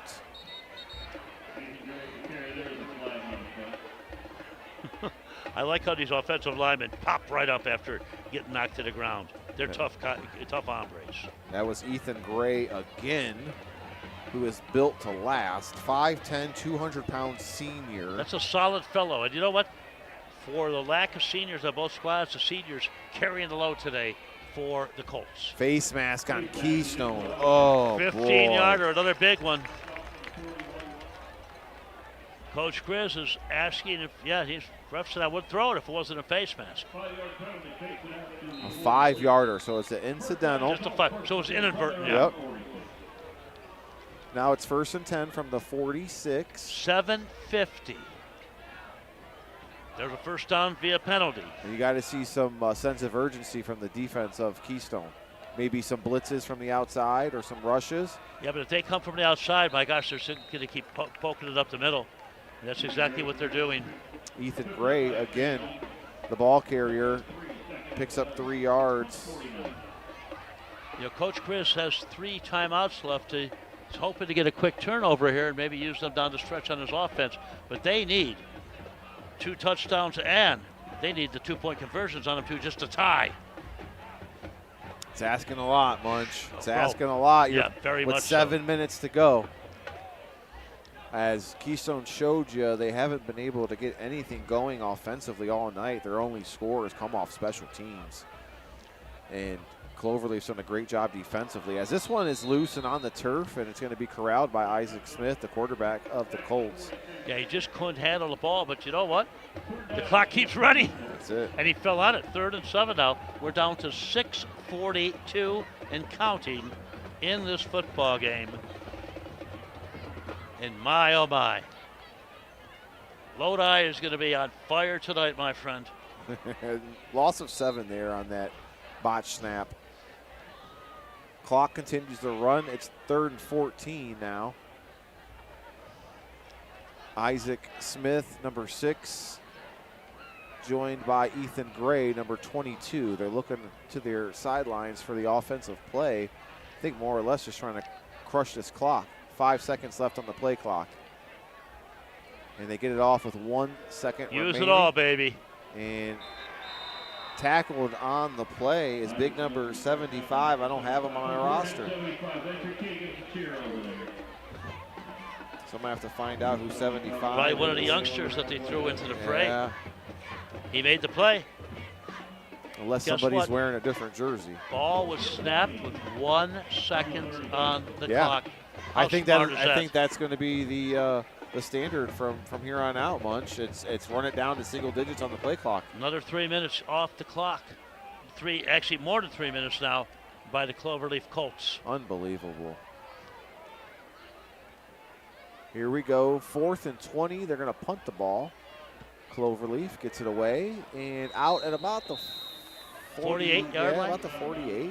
48 of Keystone. So not a very accurate punt that time. And the punter knew that as well as his teammates. They came over and high-fived him. Of course, it's Ethan Martin. And Martin plays an integral role on that defense, too. He's a nose tackle. How do you like to be a nose tackle on the punter, my friend? You got a lot of power to put underneath that ball. Keystone against with the football.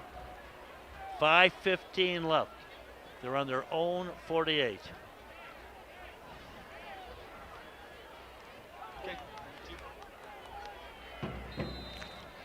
First and 10 from the 48-yard line. Wyatt McKee is not in the game. You said you saw him on the sideline with his helmet off. There he is. He's there. Oh, he Number one. He just came back in. And Colt Cowling faked the handoff to him, and he takes it up the middle for a good pickup. Looks like he got about 7 yards there. You know how dangerous McKee is? He faked the handoff to him, and one of the Colt players, almost like they're shadowing McKee, jumped on him immediately. They gave him 5 on the run, so brings up 2nd and 5. But McKee's a tough kid. He is, and talking to Grizz in pregame, he told me Iowa State wants him to come down for a look. And you know what? He forced his way. He just told the coaches, no, we're down. I got to get back in this football game. And think about this. The only score for Keystone, first play of the game. That's it, man. 2nd and 5. There's McKee again, who's had a good game running the ball. He just hasn't been able to have many opportunities because of the score. What did he have, 230 last week? 230 last week on 20 carries. And 3 touchdowns. And 3 tutties. You do the math. That's more than 10 yards a carry. Yes, sir. So pick up a 4 there for McKee. That's Bunch Bishop type yardage carrying the football. and I mean, they had another guy with almost 100 yards as Kyle Hurley had 5 carries for 97 and 2 touchdowns. So they ran the ball at will last week, and this week just not able to get anything going. Oh, my. As McKee is dropped for a loss of 1, brought down by a host of Colts, led by number 9, Jimmy Tolley, who recovered the punt in the end zone. Adam Gray was in there. They're just doing their thing. I mean, they're having a lot of fun. You know what? It's a party down there on the defensive line for the Colts. 3:30 left in the game. Now 3:30 left in the game.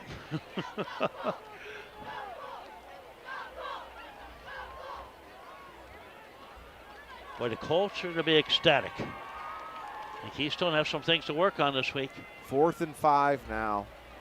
Keystone. And Colt Cowling dropping back, running, scrambling, throws across the middle, and hard hit as Mason Grahams loses it.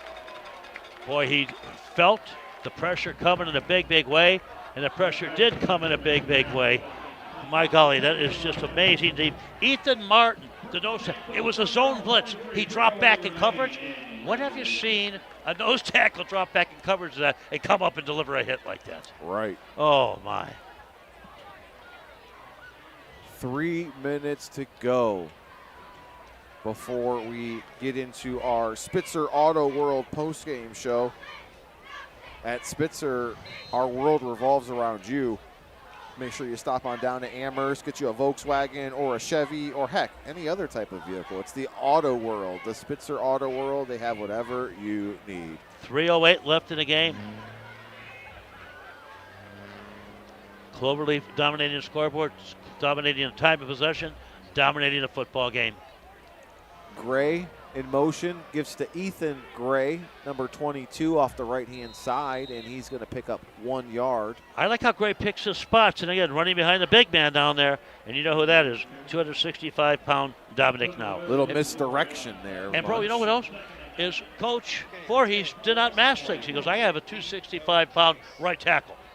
He's the linchpin of this offensive line. He could have put a spotlight on him, and they still haven't been able to stop his blocks today. 2nd and 9 after the gain from 1 from Ethan Gray, and they are going to milk down this play clock.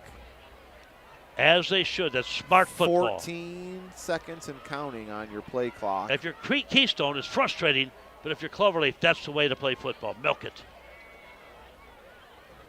Hand off, Ethan Gray off the left-hand side, and Gray's going to get the first down and put the end to the game. First down and more. Oh, my. You know, we're out in God's country out here, and I'm saying it's like milking that dairy cow out in the barn over there on Friendship Road in the great town of Lodi. And Munch, I'm just going to go ahead and get our player of the game out of the way. It's going to be Sesteric. Oh, it has to be the kicker, the kicker who... We were told that we have not had a kicker ever be player of the game? No, we have. Oh, we have? Okay. We have in the years. Maybe not on this crew per se, but we have as our Zabo Apparel Player of the Game is going to be number 18, Austin Sesteric, the junior kicker for the Colts, as he has had 3 field goals here tonight. Here goes Ethan Gray, busting it loose, gets out of bounds with 1:20 to go. Now, I'll tell you this, Justin Voorhees is a class man. He's a classic football coach, this and that. No need to put it in the end zone. I say you can take 3 knees here and end the game. Absolutely. You got 40 seconds on the shot clock. You actually have 120, which is 3 times 40, so that's what he's going to do. But, dude, I'll tell you what, Ethan Gray smelled the end zone that time. You know that? As they are starting to exit this beautiful facility here down in Lodi. We want to thank everybody for welcoming us here. Sparkling facility. We had our own press box. They're divided. Bro, this is phenomenal. It was just a great facility here, and Cloverleaf came out and shocked the world. Shout out to everyone involved in the athletic department. A 41-0 thrashing at the hands of Buckeye in week 1. They come back in week 2 and shock Keystone by a score of 22-6. More importantly, holding Keystone scoreless offensively. Yes. And boy, these kids are going to sleep good tonight, even the ones that got banged up for being on the field like they were. Coach Voorhees, Justin Voorhees and his team got it done in a big, big way. They did it done with class, did it with grit, determination, and Keystone is in shock. But you know what? 2 great coaches exchanging handshakes, and Coach Grizz is going to go down the line, and now it's his turn to have the heart-to-heart with his troops after this one. 22-6 is your final in favor of the Cloverleaf Colts beating Keystone. Both teams now even at 1-1 on the season. Don't go anywhere. We're going to take a quick timeout. We'll come back. We'll get you into our Spitzer Auto World post-game show right here on YouTube.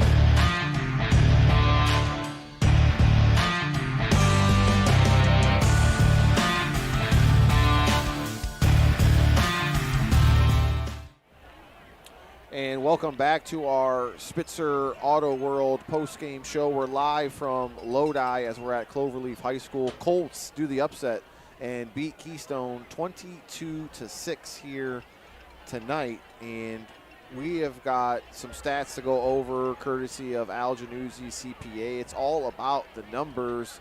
They weren't pretty for Keystone as their only score of the night came on an 85-yard kickoff return on the first play of the game by Wyatt McKee. Took 14 seconds, so 14 seconds in, it's 6-0 Keystone. And you thought after that, okay, this is what we expected. Open up the floodgates, and I thought the same thing. And Cloverleaf fought back. They were able to kick a field goal on their first possession to stay in the ball game. That was a 30-yarder, which you know what? It's high school. A 30-yarder is a pretty dang good kick. Absolutely. That means you got down to the 13-yard line, which is a nice drive, too, to start the game. And after that, things really got going in favor of the Colts as they were able to score on a 1-yard touchdown run by quarterback Isaac Smith. And from there, it was Austin Sosteric, our Zabo Apparel player of the game, adding to it with 2 more field goals, one from 41, one from 20 yards out. And then a botched snap on the punt for Keystone results in a touchdown recovery in the end zone by Jimmy Tolley. And after that, that pretty much was the backbreaker of the game, 22-6. And time of possession, Munch. God, you were keeping track all game. Once again, it had to be at least 45 minutes to 15 in Cloverleaf. I don't have the exact total. Yeah. It could be a minute or two the other way. But, I want to back up a second, too, because you look at Smith's touchdown. But other than that, 16 of the 22 points for Cloverleaf, I won't call them unorthodox manners because you Special do have a teams. place kicker, but stuff other than offense, and that's what Cloverleaf took advantage of. You know what? That will win you football games. Sure, your offense is going to score on occasion, but when you're picking up a field goal here, you're getting a bot snap and jumping out of the end zone. Those are the things that break your back. You are right, my friend, as the special teams tonight was the big X factor for the Cloverleaf Colts as they win 22-6. Our Zabo Apparel player of the game is Austin Sosteric, the kicker, with 3 field goals tonight. Be game day ready all year with Zabo Apparel in Vermilion. Our drive of the game, Munch, for the Cloverleaf Colts. Any drive in mind stand out to you? It has to be the one with Smith punched it in. Okay, from 1 yard out. Because, it wasn't like the length of the field, but you know what? They got the job done. Something else we need to point out. It was a 16-play, 66-yard drive that capped off by a 1-yard touchdown run. Munch. 16 plays, 66 yards. How long was that one? That shoots some time off the clock. But when I see drives by Cloverleaf, 9 minutes, Munch. Sorry. 5-minute drive, a 6-minute drive, an 8-minute drive. That's keeping the Keystone offense off the field. I think that's part of the reason. Keystone's offense is lethal. They're lethal. But you know what? It's part of the reason they couldn't get a rhythm going today because they weren't on the field very long. Your drive of the game brought to you by Valley Chevy in Wellington. Keep on driving with Valley Chevrolet. We're super excited that you guys joined us here tonight. Next week, we will be at another big one as Glenville comes to Lorain County to take on the Division II defending champs, the Avon Eagles. Munch. We know Avon lost yesterday in Florida, just an unbelievable battle against a top team in the country. Avon is a top team in the country. Glenville, I don't know what they're doing tonight, but they beat Massillon. And Massillon, Tiger Stadium, not an easy thing to do. And as some of my boys from 105th and Superior already have called me and said, next week, whack, thud, tar blood. I'm sure Coach Elder's going to have something to say about that. As you can catch us next week live from the Eagles Nest in Avon, as we will have the Glenville Tar Blooders coming to town to take on Mike Elder's Avon Eagles.